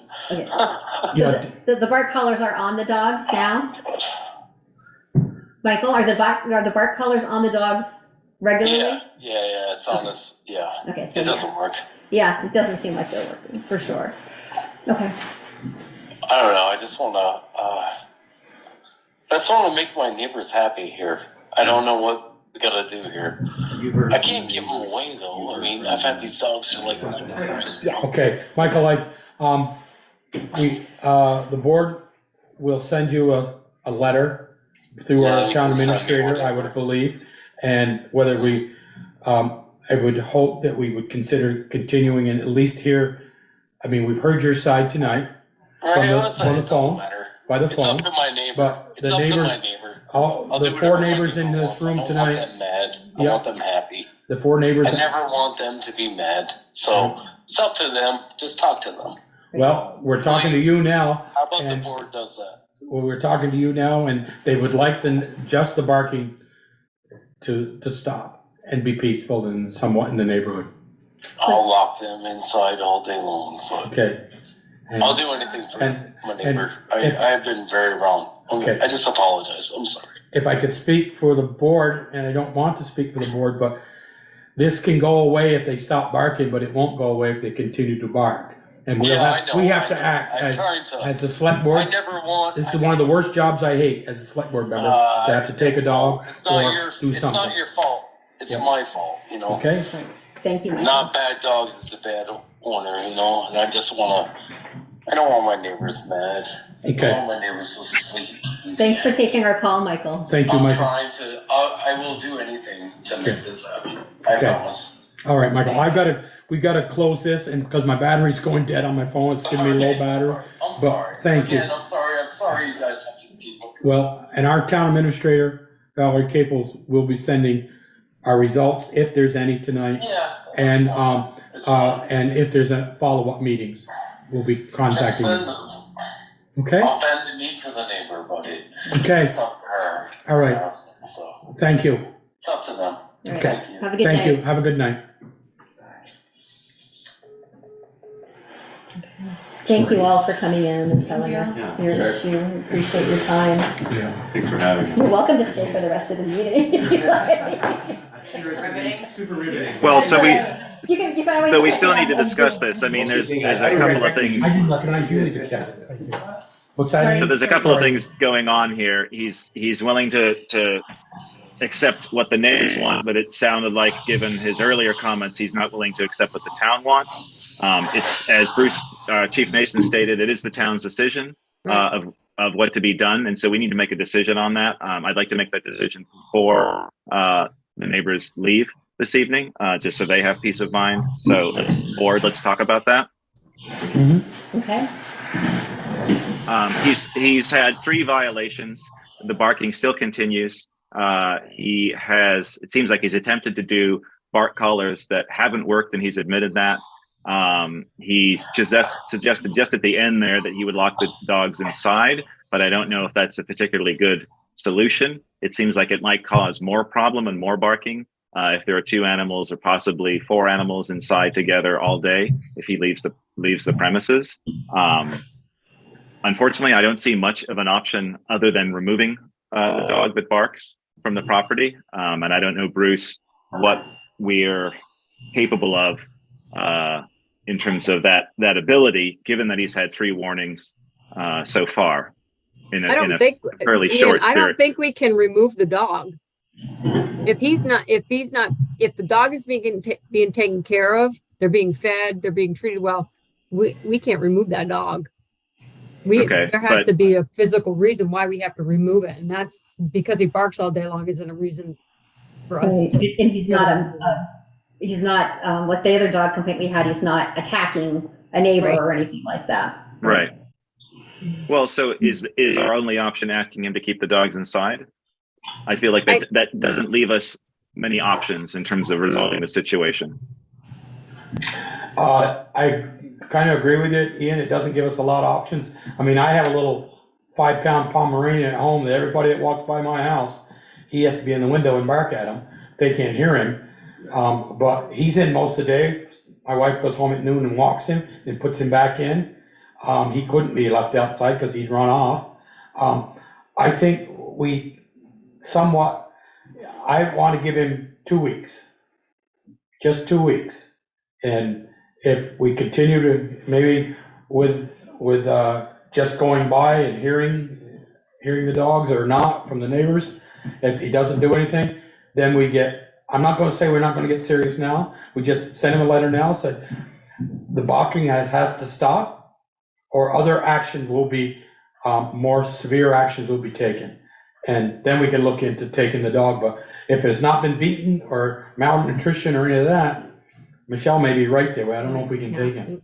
I also appreciated the suggestion of the dog training. Yes, I do like that. We took ours to dog training. It did help. I don't know that we can enforce that, but we can make that as a suggestion. Right. Sounds like he's willing to do something, right? Yeah, we have neighbors would be willing to take their dogs to dog daycare while they're at work during the day, or hire like a dog walker. Come and spend some time with the dog during the day if it needs to be inside. So maybe we could list some options for him that he might want to explore. I mean, my dog, we have 2 dogs. They're rescue dogs. They stay inside all day long. They're not in a kennel, but they're inside all day long. No worse for the wear when we get home. Yeah. Okay, so why don't we make that our first suggestion to him, that if we set the terms of 2 weeks, that the barking needs to stop given the 3 complaints. And it's the board's recommendation and the recommendation from the neighbors. And I don't want to speak for you, but that the dogs be kept inside, and we'll see how that works for 2 weeks. Does that sound reasonable? That sounds good. I mean, we'd rather find a solution than have the dogs taken away. Yeah. I guess the problem is he's come up with these solutions like the dog door, which isn't mitigating the problem, and it seems like they're rescues that have behavioral issues to begin with. So despite the dog door and the shock collars, they're still outside just howling, basically nothing for hours all day. So we're just trying to find a solution to that, and we would rather find So a maybe solution. dog training or dog daycare could be suggested, and given a period of time to see if that helps. So we could perhaps the dog. the dog training or the dog daycare perhaps is an additional suggestion to our main one, which is keeping the dogs inside. And we already also recommend, or it has been recommended, perhaps a dog walker, a daycare, or dog training. But our first one would be a 2-week time period to have the barking stop, and the dogs need to be kept inside. Sounds good. Sounds good. Okay. Does the dog? Sound reasonable? No, dogs stay in that fence area all the time. Yeah. So they're not like they're vicious and trying to Thank get you out. very much for coming in tonight. I appreciate. Yeah, sure. Thank you. Appreciate hearing your side. Thank you, guys. Thank you. Yeah, thank you for having us. It was informative. I didn't know Bristol had a SWAT team. Yeah. Me. Bruce, was that in your budget, Bruce? Thanks, guys. Have a good night. Thank you. Okay. Okay, is that my baptism by fire? I think so, Valerie. No, excuse me, Darrell, I think so. Whew. Okay. Number 3. Appoint and/or reappoint town officers or representatives, including new Conservation Commission candidate Noelle Rose and new ACRPC delegate candidate Richard Butts. Hi, Richard. Thanks for hanging in there. And Noelle's on too. And Noelle, thank you. Meetings are riveted. Hi there. We don't know how to follow that, but right? Don't even try, right? You don't need to. It's okay.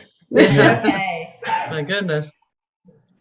I would say, for me personally, I would make a motion to appoint Richard Butts. I know Richard. He has been a member of many of our commissions and committees. He's currently on the Energy Committee.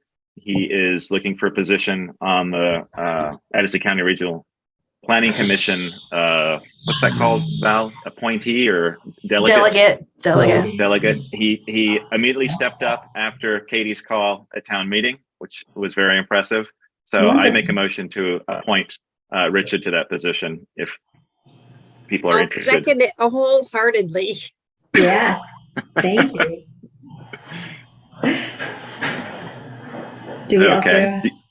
Do we vote on both of these together, or do we vote on them separately? I would do it separately because I don't know Noelle, but I do know Richard, having served with him on the Energy Committee. So that's why I'm sort of making that motion for him individually. Any other questions for Richard, or anything you'd like to say, Richard? Just that I've lived in Bristol for 10 years and become more and more interested and involved in the town. We found Bristol a wonderful place to live, and I guess I want to give back, but I'm also very interested in the work of the Regional Planning Committee. I've been a member of Addison Watch Collaborative, and I've gotten to know many members, and I'm very comfortable there. So I think, given the fact that we've got program. We're losing your sound, Richard. We can't hear you very well all of a sudden. There seems to be a whole lot of background noise, so I was waiting. Okay. It's Joel filling his water. Sorry. Boy, it's slow. We've got a lot of programs that are going to be coming to Bristol. And Valerie and Ian know that I've been working to try to get the municipal energy resiliency fund for the library and for Holly Hall. And so I think I can maybe be of service in this regard by being on the commission as well. So thanks for the nomination, and I'll be happy to serve. Terrific. Thank you. Any other questions for Richard? Richard, I'm going to ask the elephant in the room question. Oh, which one's that? Many years ago, our board member, Peter Efron, mine, and I were the only two on the board when we signed a letter that Addison County Regional Planning wanted to bring natural gas to Addison County. And we were one of those 17 towns that signed that letter. And then you know the rest of the story, what happened in Bristol. If that came in front of the Addison County Regional Planning as a Bristol resident, and Bristol taxpayers, residents overwhelmingly wanted natural gas. How would you feel about voting that? You being on the Energy Committee and Regional Planning. Oh, that's a good question. I was and still am against expanding gas lines. It's an old technology and we need to drop it. But going back to that time, the town meeting vote, what we were asking for was a straw poll. What we wanted to know was what Bristol residents wanted. And kind of a fast one was pulled. The vote was taken, and then they said, okay, now we'll do the straw poll. I think if you had done the straw poll before the vote, you would have found that an overwhelming number of our residents were in favor of the pipeline. And I would have acquiesced to that. I believe the residents should essentially, if it's a majority, that should be the vote. I would not oppose it. Yeah, Thank absolutely. Yeah. Thank you for your honest answer. All right. Shall we vote? All those in favor of Richard joining the Conservation Commission here in Bristol? No. Edison County. Addison County. Oh, Addison County. Sorry. I was going to give you that too, Richard. So for Addison County, please raise your hand or say aye. Aye. Aye. All right. Thank you, Richard. Thank you. Thank you. And Noel, none of us are, I'm not familiar with you, Noel. I don't know if anyone else on the board is. Would you like to say a few words? Sure. Hi, everybody. I just moved to Bristol about 3 years ago. I lived in New Hampshire for 20 years before that, and then other places before that. But I just bought a home on Lower Notch, actually, which was entertaining for me to listen to that just now. Anyway, I bought a house a year ago.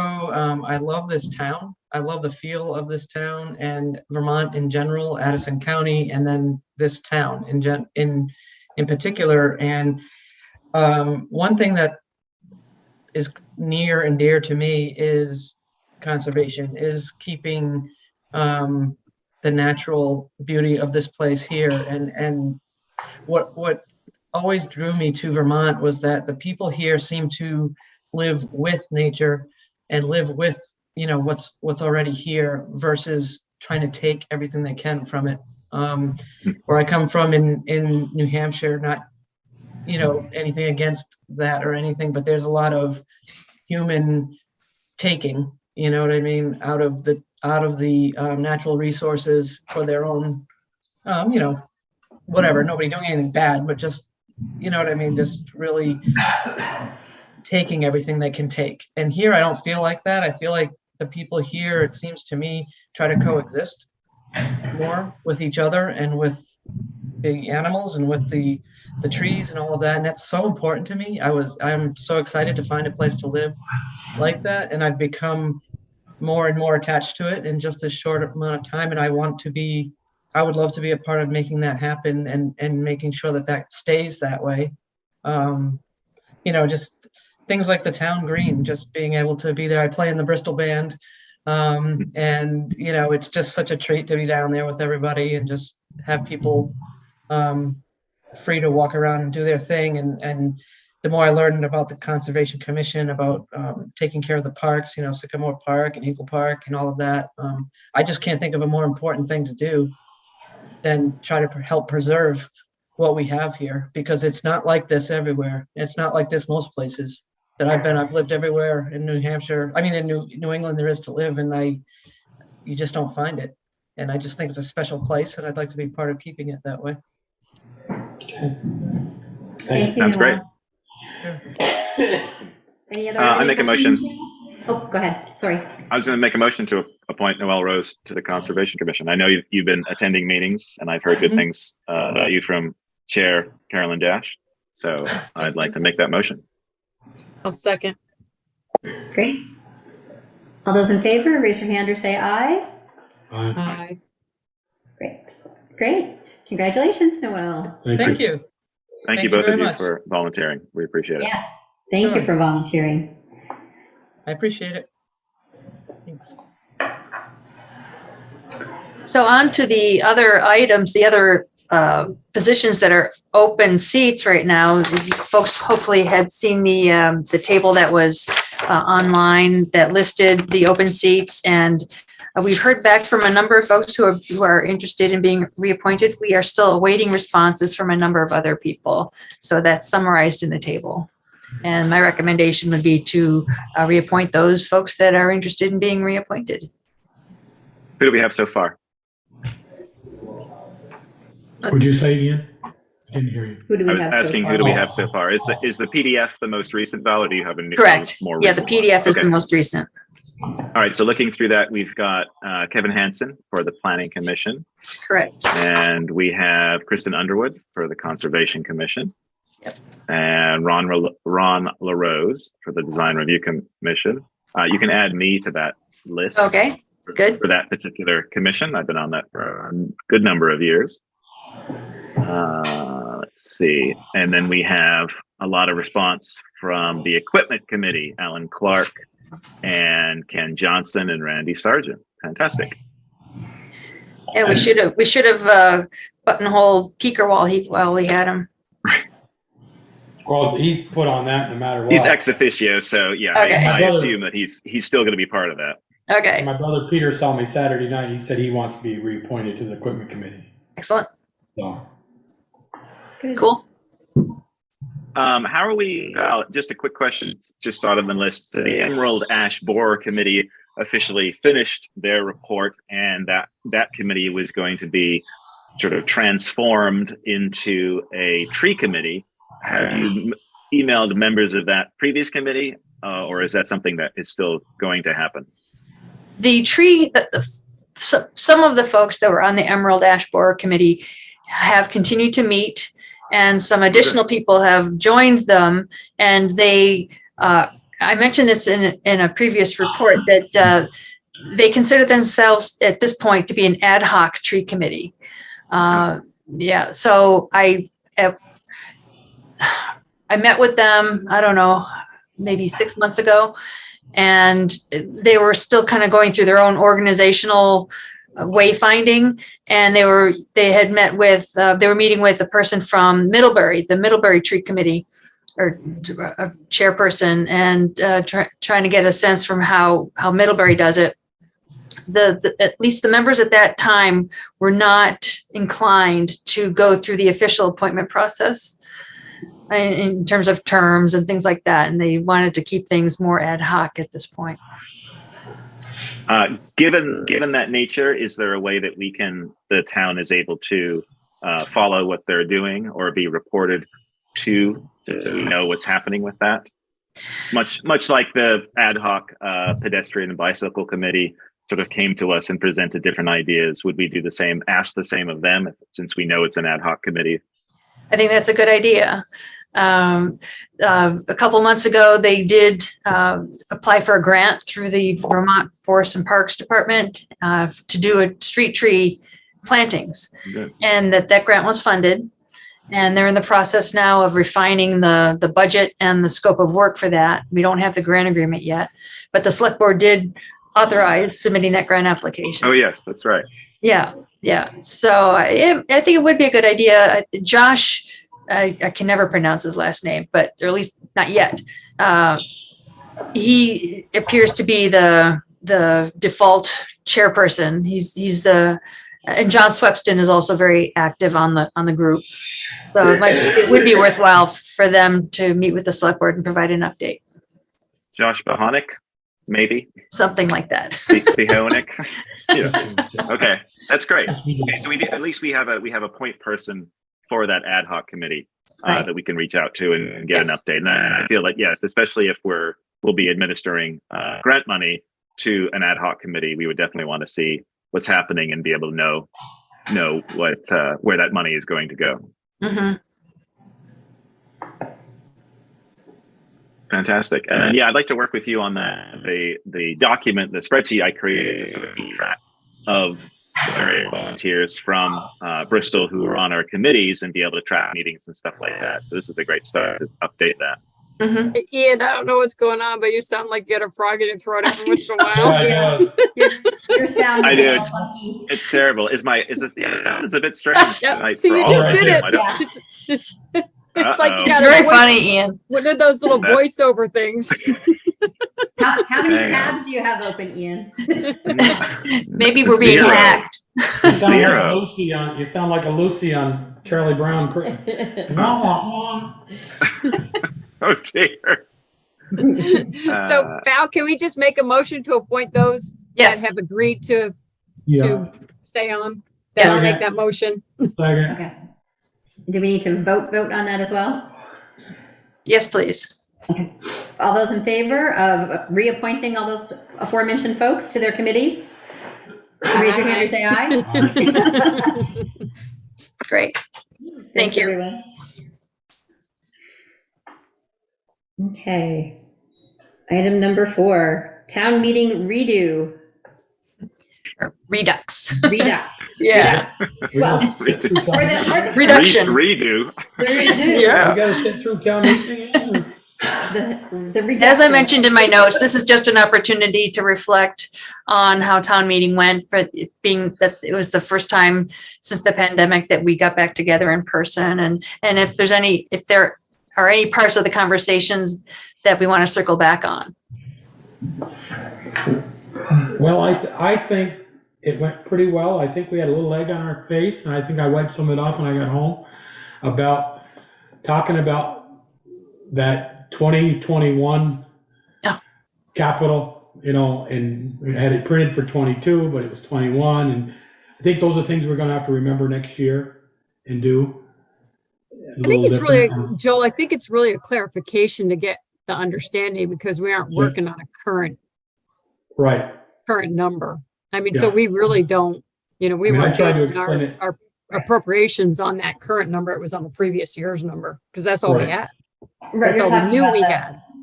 The unaudited. The unaudited, Yeah. designated funds. And I said to that person, if we didn't spend it in 22 from 21, it's still there. It's not like it went away. We had to give it back. It just moved into 22. So I said, I can see your point, but I said the article was read right.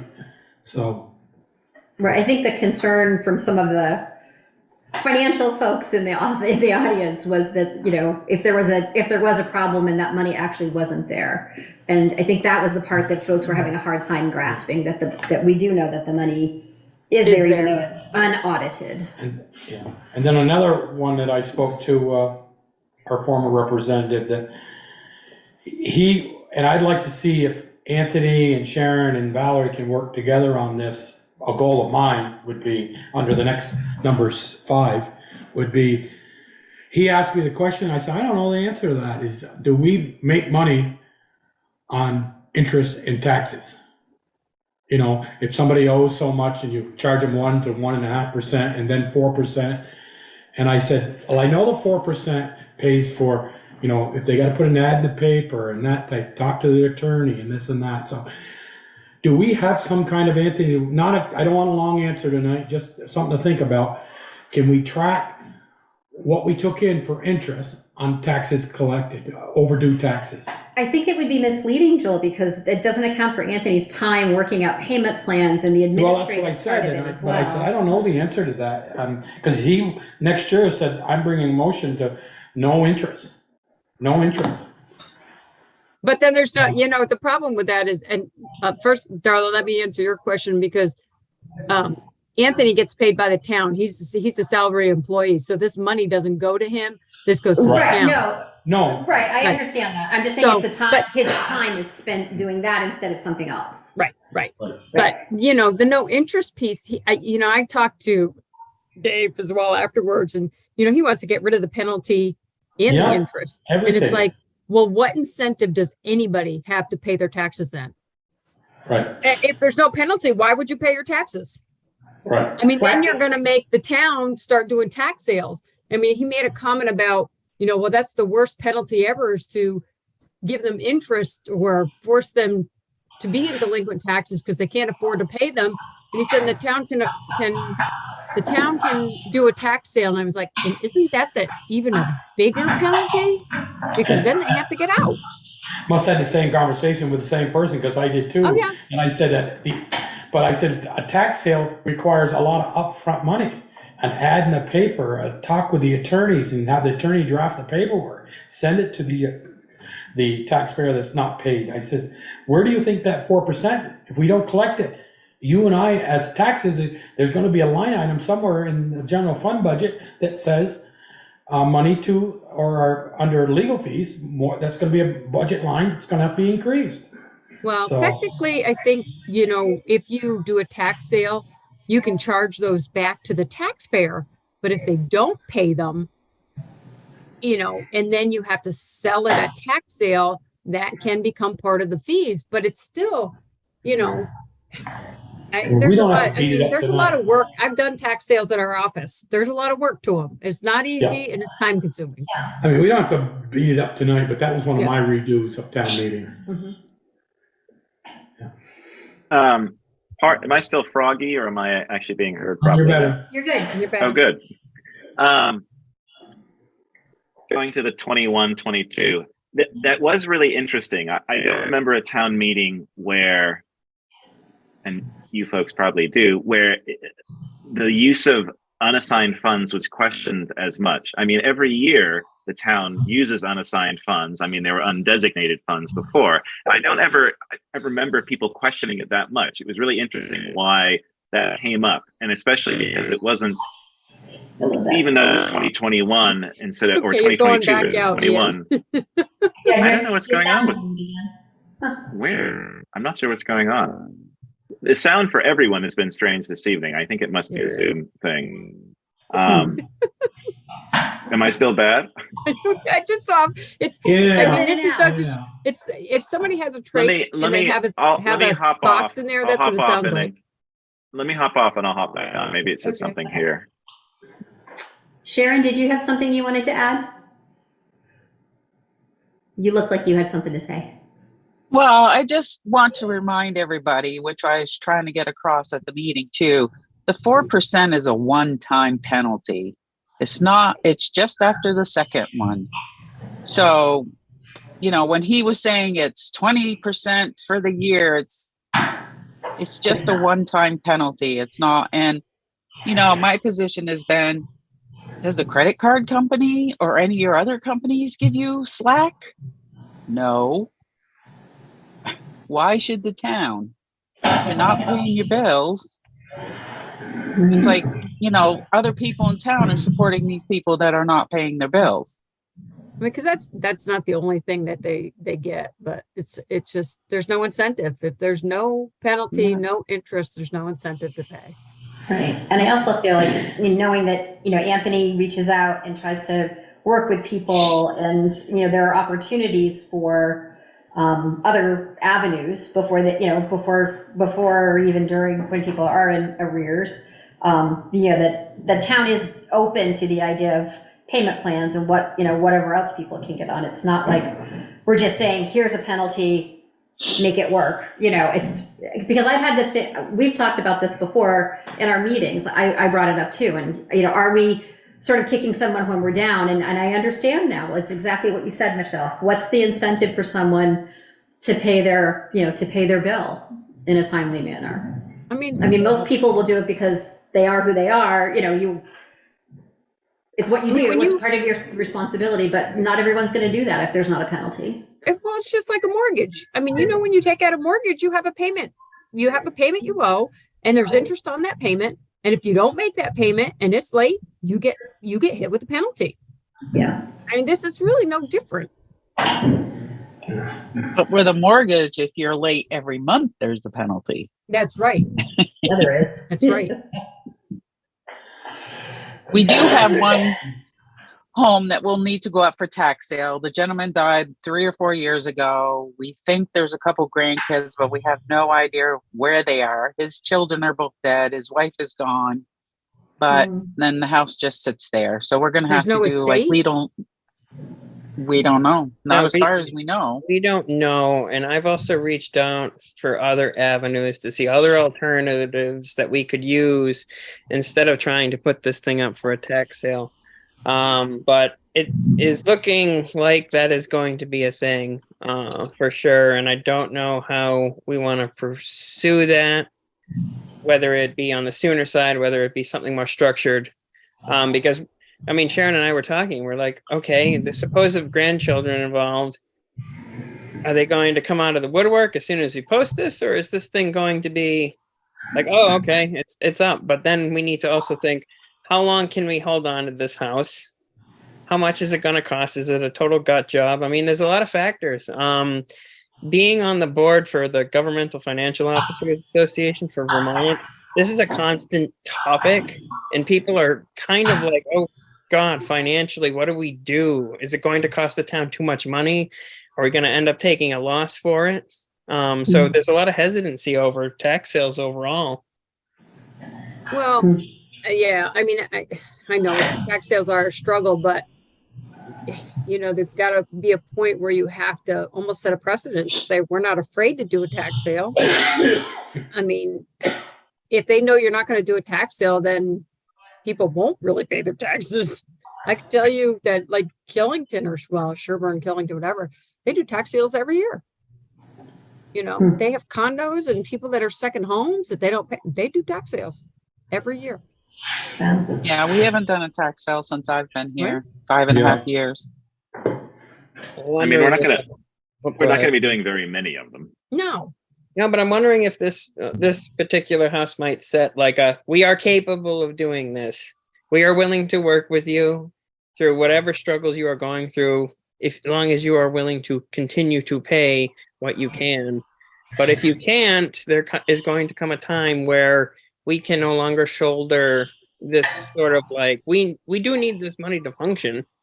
I mean, there's a reason why the town has a budget. Right. Yeah, but if you can't find the grandchildren, what are you going to do? I mean, well, exactly. I mean, right. I And also worry too, that delinquent tax amount is growing and growing and growing. And while I understand that it was much larger a few decades ago, or less than that, it's still growing and growing. And we need to be able to help people if we can. It was down pretty low before the pandemic hit. We didn't have a huge delinquent tax.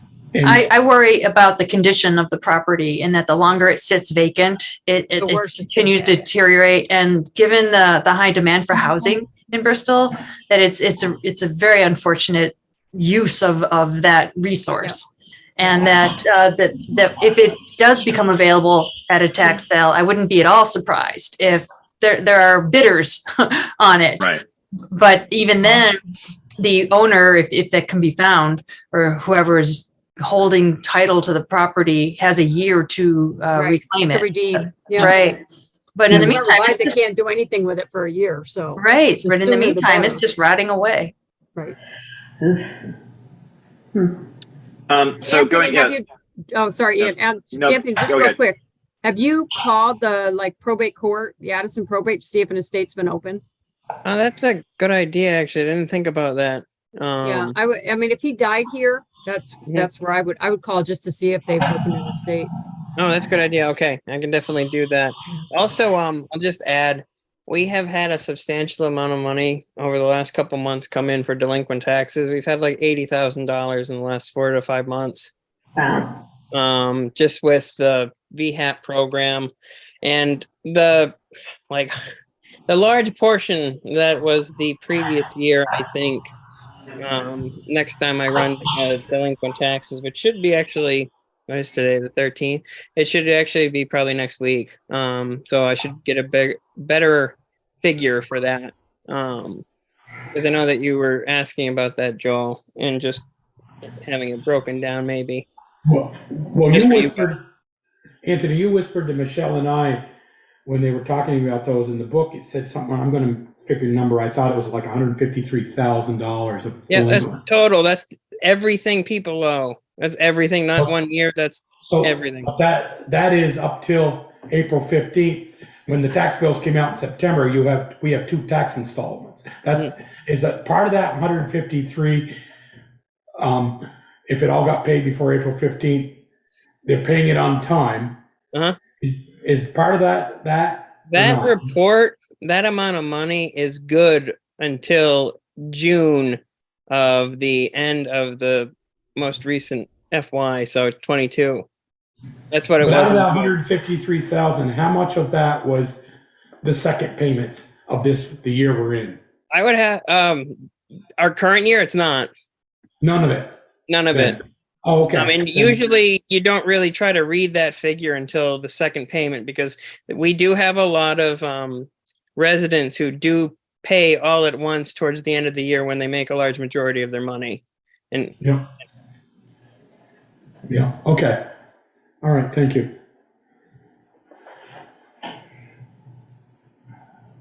A couple things. So I thought the 2021-22 thing was interesting because people brought that up and were concerned about using undesignated funds. I hadn't seen that before. I don't know if that's a new thing that people are looking at. I want to talk about voting numbers. So one of the things that I was looking at was participation. Sharon, do you have exact numbers of how many people attended on Monday night? We did a rough count. It was like a head count. It was like 75. Maybe it was more. I don't know if you have an exact amount. I did not do a head count, and I don't know how many people are on Zoom, but they couldn't vote. 33 on Zoom. So let's say it was 75 people. So running the numbers, that's about 2% of our voters were voting for the majority of our articles, which is pretty low. We had about a 15% turnout in terms of the next day voting for a few things. So my thinking is, do we want to consider moving everything to Australian ballot to allow for more voters to vote on the articles for the town, given that turnout, maybe it's 75, maybe it was 100, we're not ever going to get, Holly Hall is a limited amount of space that can actually hold people, but it's a very small percentage of the town that's actually voting on all of the town's budget. So I'm curious what people's thoughts are about doing everything as Australian and potentially not having town meeting, or still having town meeting and having it as an in-person and Zoom informational meeting to discuss the items on the ballot. Well, I believe you would have to vote on it next year to go that route. You can't just Correct. arbitrarily change it. No, I know. I want to have the discussion about it, whether people are interested in doing that. But yeah, I know that there are steps that we would need to take if we decided to move in that direction. The only problem is when you have a 4-page ballot, it takes a long time. And if you have more than, because I think it was 4 pages last time, and it took a while for people to get through. That's the only downside. Just voting on the day, on that Tuesday. Yes. And I think part of it, Ian, like the low voter turnout on Tuesday, was there wasn't one contested race. No. Not one. And there wasn't a hot button item. There wasn't a hot button item, and no one ran against each other. Right, and the school voting happened. And the school voting happened before. Yeah. I would rather see us go to, you're not gonna like this idea. I would rather see us go to a Saturday town meeting.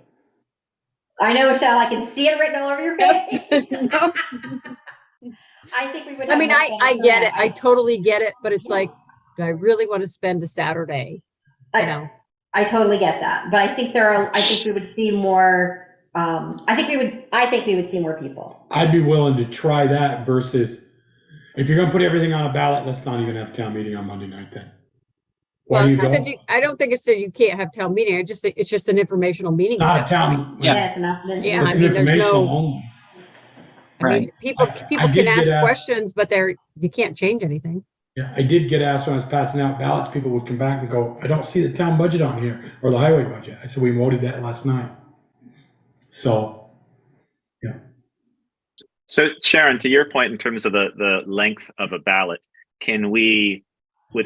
let's say we wanted to move in this direction as a number of towns are doing and voted on this past week, can we compartmentalize some of the articles as we do at town meeting where appropriations are all in one? I know that we listed each individual appropriation before. Can we put them all together? Are we allowed to do that as we do on a floor vote? So.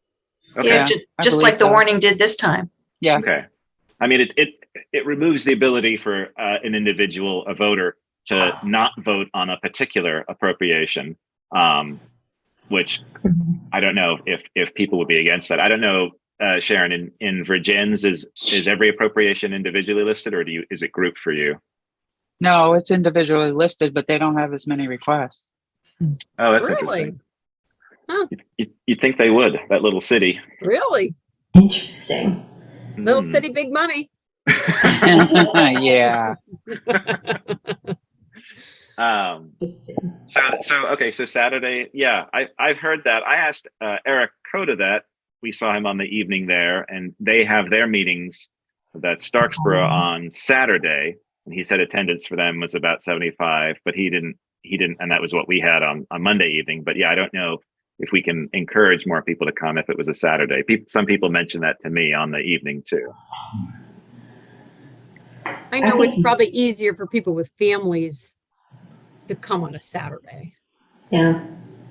I think this year we got done early, but there have been years when it's gone till, midnight-ish or so. I've sat through those meetings. That's hard if you've got young kids or if you've got to get up and go to work in the morning, or if you're milking cows or something like that. But that was when we did the school board too, and the school board hasn't been in. So our meetings have not been that long. Yeah, no, they haven't been. Thank goodness. I appreciate the tradition of town meeting, and I appreciate the ability for people to speak from the floor. And to make those changes if they feel like they're necessary. I would hate to see that go away. I agree with you, Darla. But I wish they would come to the meetings where we're doing the budget. When they have those concerns and they want to talk about it, not like that night. I agree. Well, do we host budget meetings just like our town meeting and have people show up?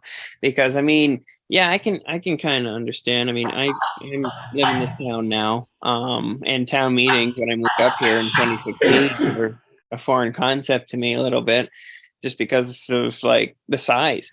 But then you also need to take in consideration how big Holly Hall is. So where is your threshold for voters? If we were to fill it, I think it's like 300 people. What percentage is that of the voting population?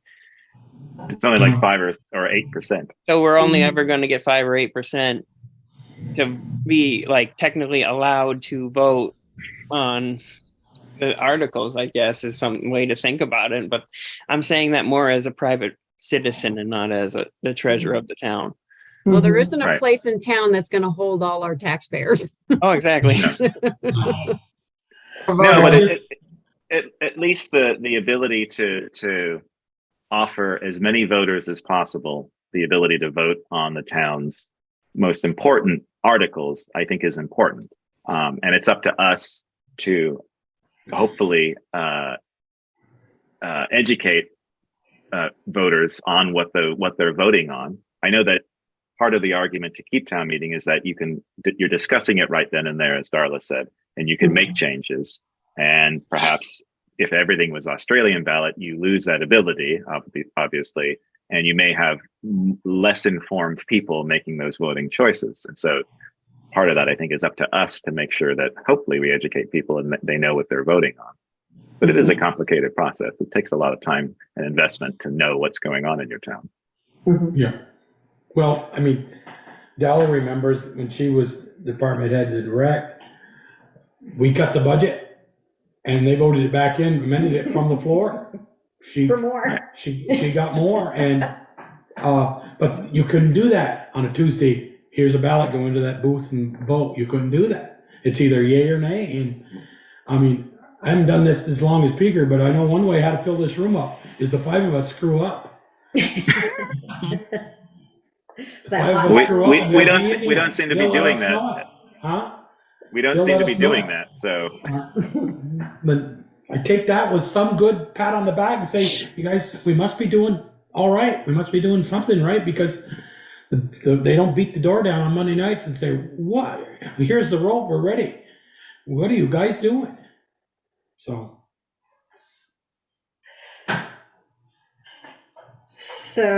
where do we leave this discussion? On to number 5? Yeah, move on. Okay. Yeah, no action is required. No Just- action is required. Okay. Right. All right, so select board calendar and goals for the coming year. I hope we can stick to this. Well, that's a goal. Yeah. There's our first goal. Let's stick to the topics that are that Val has listed on there. I mean, I just met look at the my personnel policy that we did, almost 2 years ago now, and we still Right. haven't gotten back to it. I was just thinking about that. Yeah. One of my goals is try to get us, I realize COVID has made us so behind the screen, but at least once every couple of months, the 5 of us, the 6 of us get here at the table. Mhm. Maybe even the summer months. I get it, Valerie. I wouldn't want to start traveling over the mountain here at 9 o'clock. It must be snowing out by now. I get that part of it. But I'd like to see us get back at the table. I mean, tonight was a perfect example. Darlin, we were here with hearing the public, and you guys were hearing them, and they were hearing you. But I think a little more solidarity when the 5 of us, 6 of us are here at the table. No, I, for myself personally, I plan to attend in person more often when I can, weather permitting. Yeah, especially with the daylight a little bit longer, that helps. But no, I do plan to be there in person. That's one of my, I was out for many times. Darla's been out with her knee. We all had, and I just would like to, maybe during the summer months, we try to meet a little, I wouldn't mind having our town meeting or our selectmen meeting right on the park on a Monday night on the bandstand. Maybe people would stop.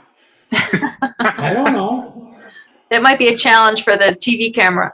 Yeah, it would be. If they had food, they might come. Yeah.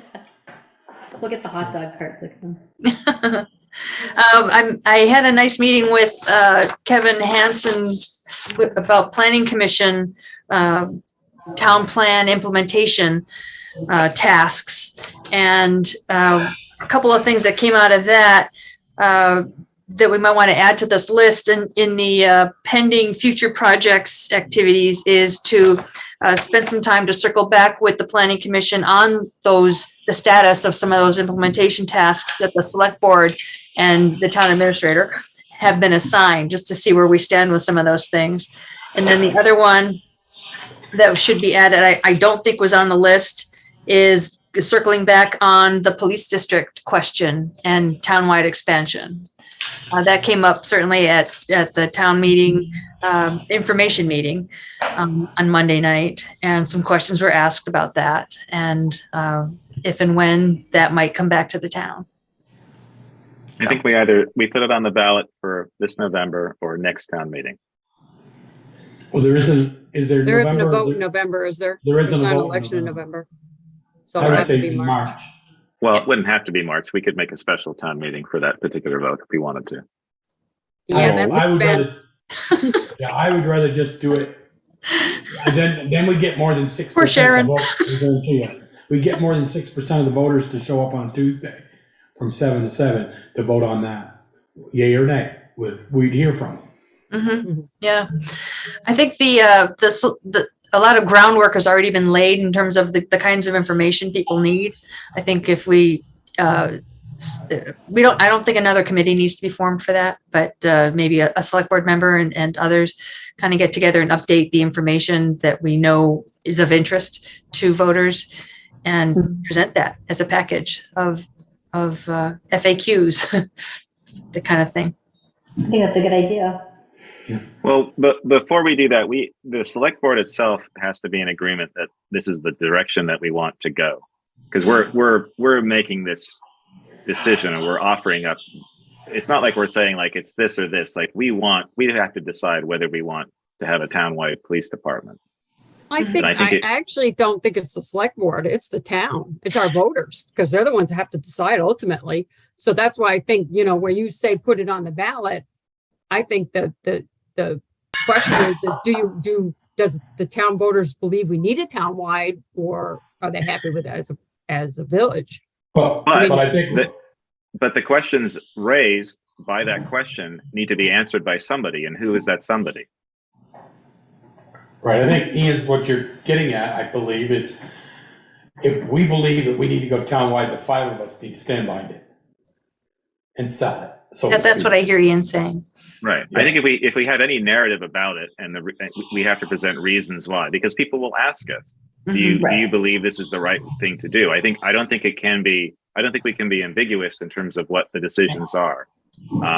Because too many questions will be raised by that then do we say that we're not willing to answer those? Go talk to Bruce or go talk to your neighbors and ask what they think. I think we need to have the answers to the questions that might be asked. I mean, we can have the answers. It doesn't necessarily mean that we're all in agreement, but we can have those answers. We can all have that information and the facts. Right. But I think you're right too, Michelle. Ultimately, it's the town that has to vote and decide to go townwide. Because that's the question I believe Brett asked at town meeting. Can the select board just make that decision? And Joel answered that by saying within the merger doctrine, the merger doc states it has to be townwide vote. Yeah. Right. So looking at this calendar, if we're moving in that direction, I wonder when we want to benchmark this to have it as an agenda item. I think it'll be important to have Peeker here as part of that discussion. When does he come back? He'll be here for the next meeting. Okay. Well, I was looking at maybe in June, because you're going to be talking about the contract review. So maybe during that same time. Yep. Okay. We also have the matter of the rented police building, and whether I don't think we can make a decision about that before we put it out for a vote for townwide. I think you'd want to do townwide first, right? I would think so. Because you can't. I mean, our decision is: are we building a building for the police department? And I think asking the police district taxpayers to shoulder that burden, and then a year later it opens up, and then we do this vote. I think one has to come before the other. And I know that we're tight on time in terms of our rental for that space. And is it negotiated for another 5 years? Is that even on the table? So there's a couple of things in play that we really need to decide on. And that's why I do feel that the select board has to be on the same page regarding this, because there are a lot of things that we're juggling. So Ian, let me ask a question. You said one has to come before the other. I mean, whether we go townwide or not townwide, we're still going to have to put up a building. And the building, if I understand from the discussions we've had with Bruce and whatever, that building wouldn't, the footprint or the size wouldn't change whether we were townwide or just police district. Well, I don't know. I don't think we've had that discussion. I think the main things that we've talked about is the potential for moving it and the options for what we can build. I don't think a townwide has factored into that at the moment. Not that I remember. And so part of that is sort of working with the chief to sort of figure out what townwide means, and then applying that to what a building might look like. But I do think in terms of the monetary amount, it's not a direct switch. It's not the money that would have gone into rental payment switches over to a bond. More than likely that bond would be more than that rental payment. And so I think you're asking a lot. And I say this as a district member, you're asking a lot to ask district members to vote on that before potentially going townwide and getting an answer for there. Because once you put the vote out for townwide and that decision comes back, whether it's yes, go townwide, or no, then you have the point at which to discuss the building and things like that. Because if it fails and the town decides doesn't go townwide, then the district has to sort of figure out what it's going to do for the future. We also have to figure out, because there's the whole clause about disbanding the district before and then voting on it to go townwide. There's complexity in that agreement from the 1980s when that was made. We need to really figure that out and figure out the procedure to do this. So it sounds like we should plan on coming back to this question in June. Yes. Okay. Sounds good. And I really think that we come back to that in June or July, whatever. We give it some serious and not rush it in 10 minutes and not have an agenda that's 4 miles long. Right. If that's on the agenda, that's it. Or a couple of little things, not, well, we're going to do water, we're going to do this, we're going to do that, and we're here until midnight. And by then, let's just get the heck out of here and we all want to leave. We got to Right. give it some serious and do all the, because I can give you more graphs that I've done or charts that I worked on those 3 committees. You know, you've seen it, Valerie. How many towns did I survey? What their police department budget was versus their highway budget? How many miles they have? Yeah. I want to give it some decent time and not just rush it through and then say, okay, we talked about it. Right. Check it off the list, so to speak. Sorry. But, and speaking of time, I realize it is kind of getting a little bit late, so we don't have to necessarily dwell on this calendar. It's introduced tonight so that you can glance at it, and maybe we can come back to it maybe in a month and see if folks have any changes to make to it.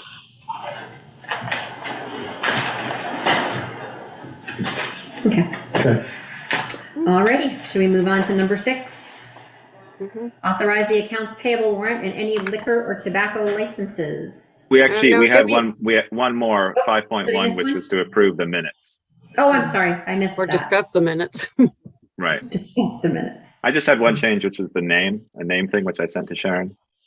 Yeah, and I Yes, sent which my I changes. fixed. I sent my Yeah, changes. and the question on the 650 million is what the global oil market would expect Vermont to spend without ever being asked is that's what we wanted to spend. So Can I say I wish they changed- would have, sorry, go ahead, Sharon. No, go ahead, Michelle. What were you going to say? No, You wish I was just what? going to say, I wish that the 2 representatives would have hung around for a few questions before they took off. I know. They were in a I know hurry that to go to Chris their had, other places. yeah, Chris had 2 more meetings, and so he spoke to me right at the top of the meeting, asking if he could go first because he had 2 more to get to. Yeah, well, they should allot them a little more time. Agreed. And the liquor licenses, Sharon, you need us to make a motion, correct? Yes, but are we going to vote on minutes? Minutes. Oh, minutes. Sorry. I keep forgetting about the minutes. I make a motion to accept the minutes with changes. Second. Okay. All those in favor, raise your hand and say aye. Aye. Alrighty. Sorry about that. I'm over eager this evening. So we've got accounts payable in the amount of 45,000. 45,000. Yep. Go ahead, Sharon. 45,908.79. Yep. And Joel and I have signed. So do you have to make a motion on that? Yes? Sorry, I can't remember. Nope. No, just not on the warrant, just on the liquor license and for tobacco license. Thank you. Yeah, and what we have for liquor licenses from Hogback Mountain Brewing, it's their first-class restaurant license and their outside consumption permit. And that's the only one? It's the only one. There's 2 there, Yeah, right. but it's for the same entity. Right. We didn't have any restrictions on theirs, right? Not on theirs, no. Okay. I'll make a motion that we approve the liquor license, their regular and their outdoor consumption permit. Second. Okay. Any other discussion? Okay. All those in favor, raise your hand and say aye. Aye. Aye. Aye. Okay. Thank you. Okay. So accounts payable. Number 7, select board round table. Michelle. I just want to say thank you to all the voters for coming out and voting and attending our back to kind of semi-normal town meeting. Other than that, I think I'm good. All right. Thanks. Ian? Couple things. I sent this to Val, but I want to let the select board know about it. There was an article in VT Digger about contaminated drinking water in Heinsberg. And Yeah, it was I saw that. coming from their closed dump. Mhm. And certain high levels of the PFAS levels were high. Yeah. So they're having to deal with that. And I know that our dump is monitored and it was closed correctly, which it doesn't seem. The Heinsberg one, there's some confusion of how that was actually capped. But I wanted to find out, and Val's working on this to sort of how are we monitoring PFAS levels and things like that for the surrounding groundwater? I know that we do monitor that in various ways, but I just wanted to check on that. I would hate for us to be a few years later having an article about Bristol in BT Digger about the same issue. So I brought that to Val's attention, but I wanted to let the board know. Obviously, other members saw that article. I also had a meeting with Madison at the Addison County Regional Planning Commission, myself, Richard Butts. We talked about the MERP funding opportunities, and this is something that's coming through that the library might take advantage of, and also the town might take advantage of in terms of energy audits and assessments and updates for town buildings. So that was very successful, and we're sort of waiting on those grant opportunities sort of opening up. But the town is working, Val is working, and with Regional Planning Commission to make that happen. So, but exciting opportunities for funding coming down the pipeline. Great. Thanks, Ian. Joel? Yeah, Valerie, at the beginning of the meeting, you talked about emails and, and board, we're setting policy or not, when you're like between you and Ian, it's fine, but when the five of us get involved, that's a kind of more of a meeting on an email or so. You said something, I don't remember, and I wrote it down here, but last week you asked us, I didn't see Peak or I respond. You asked about should all the department heads take that fair and justice seminars, and so that was kind of was that really a board? I mean, it was a board decision because you were asking for all of us, and Ian came in and Michelle came in, and I'm not sure if Darla did or not. I don't recall. I didn't see yours, but is that one of those things you think if we all answered, that's more of a board that should have been ratified at the next meeting? That's a very good point, Joel. And it would have been good practice to have ratified that at the next meeting. But the fact that there was no response, or there was limited response, I just kind of would have responded. It probably would have had to come from the board, correct? Because you had a 3, you only 2. Okay. Yeah. And then you got my email just for information. The guy's coming from Job Corps to look at the cemetery for all the trees.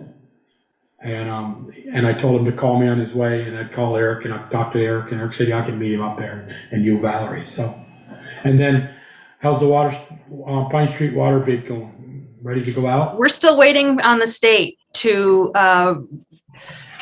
authorize the bid package, to finalize the bid package and authorize us to put it out.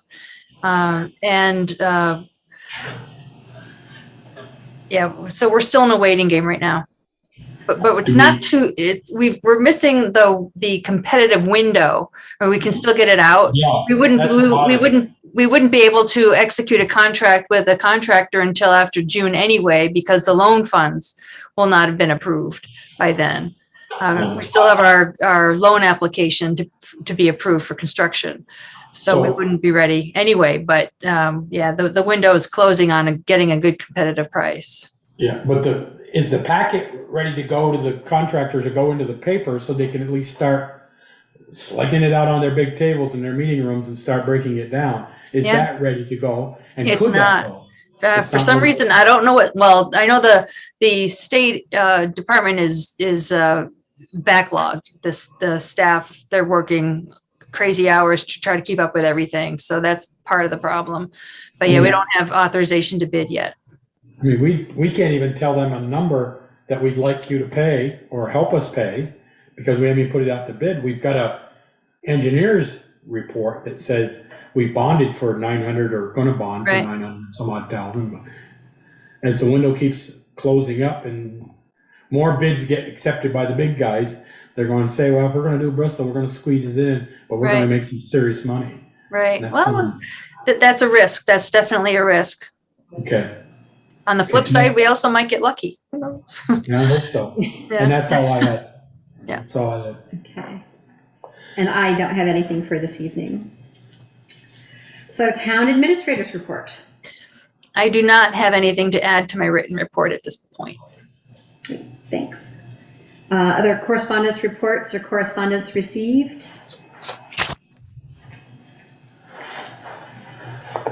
In the TA report are listed several items that might be of interest to folks related to sidewalk inventory, pavement markings, the state hazard mitigation plan update, BLCT new access portal for town officials, Emerald Ash Borer project newsletter, and then the Addison County Regional Planning Commission newsletter.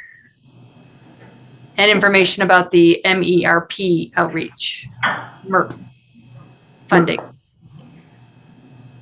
So about, given what Joel had raised with the professional development training, what was the outcome of that? You were asking sort of for suggestions or a direction to head, and I don't know, as Joel mentioned, that I guess that if a decision had to be made, it would have to be in open session. So what was the outcome of that? Is it just a purely volunteer? Well, I sent an email to everybody, and it's also in the TA report, since there wasn't complete consensus on whether it should be required or not. I went ahead and said that it should be required of department heads and strongly encouraged of other employees. Because one of my questions to the select board was, what's the consequence if a department head can't make it? I mean, there really is no consequence, but it's an expression, and I don't recall exactly who said this, but made a compelling case for saying that it should be required of department heads, partly to set an example, and that 2 hours every other week for this limited period of time is not a heavy lift to ask. So I went with that. Okay. Unless you can't do it during the day, which Understood. I won't be able to. I'd have to do it at night. Right. Because I don't have anybody come in till 9:30 and it's half over by then. So Right. I'd have to do the Zoom every Wednesday night or whatever Wednesday nights it's on. Mm-hmm. Sharon, are you able to do that, or is that more difficult? No, I can do that. It's just Okay. extra hours because Mm-hmm. of when it was chosen to have it done. It'd Right. be better if it was like 10 to 12 instead of 9 to 11 because after the end of the month, I won't have anybody on Tuesday and Thursday. I'll just have Gail. I'll be back to just Gail again. Okay. So I'll have to do it in the evenings. Okay. Mm-hmm. Well, thank you for doing that. Mm-hmm. Thank you, Sharon. Well, and that's the same with any of the select board members because I can't do it during the day. Right. Right. And any of the volunteers or, anybody on any of the committees, they work, they can't do it during the day. So the schedule is established in part because of the consultants' availability.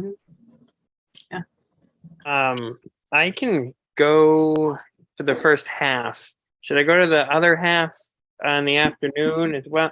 Just because, I have the water software people are coming to switch all of this stuff, and I need to get my computer transferred over. It's entirely up to you, Anthony. Okay, I will just go with the flow and see what happens. But I can definitely be there for the first half, and then I'll go to the second half with Sharon. We'll just see. Okay. One way or another. You take the notes for Sharon in the morning. She'll take them in the afternoon. So you guys Well, that's a good idea. And then before anyone gets there, we'll copy each other's notes. There you go. Great. All right. Joel, you said you had one other thing. I got asked when I was passing out ballots on Tuesday afternoon a number of times, not more than I'm on one hand. When are we going to start opening up the office on Fridays? My point, I just said, right now we're limited staff. I think we got people out. We can't hire anybody yet because nobody applies. We got one with broken hand, broken wrist. So I said, but I'll bring it up. So I brought it up. I do think that we ought to wean that way towards a goal. That should have been under the goals, is to try to open up on Fridays. Well, and maybe it's one of those things we open half a day Friday and give the other half Sharon time to catch up on stuff. Yeah. Or actually be gone. When you're starving to death, Right. Michelle, half a loaf of bread is better than nothing. Yeah. Right. Okay. Oh, and just an FYI, next Monday I will not be opening until 10 after Gail comes in for 9:30 because I have a physical Monday morning and I don't have anybody to open the office. So Gail will open it at 10. She knows the process to opening, so we'll be closed the first couple hours. And I'll put a post on Front Page Forum, and there'll be one on the door like I always do. But Anthony will be here, correct? Your assistant clerk? He is, but he doesn't know how to do anything in the front end. But the office, somebody can come in, the vault won't be open, but could they go down? I don't, they could pay their taxes or, correct? I'm not saying, am I wrong? If he's in the building. Well, if he wanted to open the vault, he doesn't really want to do the cash because he does the deposit. So technically he shouldn't. Right. Yeah. That is the only thing. I'd say it's just one day. It's an unusual circumstance, so I'm fine with that. Yeah. Yeah. They could put their taxes in the mailbox outside. Yeah, they could. They could. Okay. We have an executive session this evening. Yes, to briefly circle back on the personnel matter and real estate negotiation. Okay. It's 20 at 10. I'm out of here at 10. Good. I'll keep quiet. We'll add that to the goals. Okay. So Michelle, you want to do your thing? I'll make a motion. We enter executive session to discuss real estate negotiations and personnel matters for 1 VSA section 313. Second. Thank you. All those in favor? Aye. Aye. Thank you. Thank you, everyone.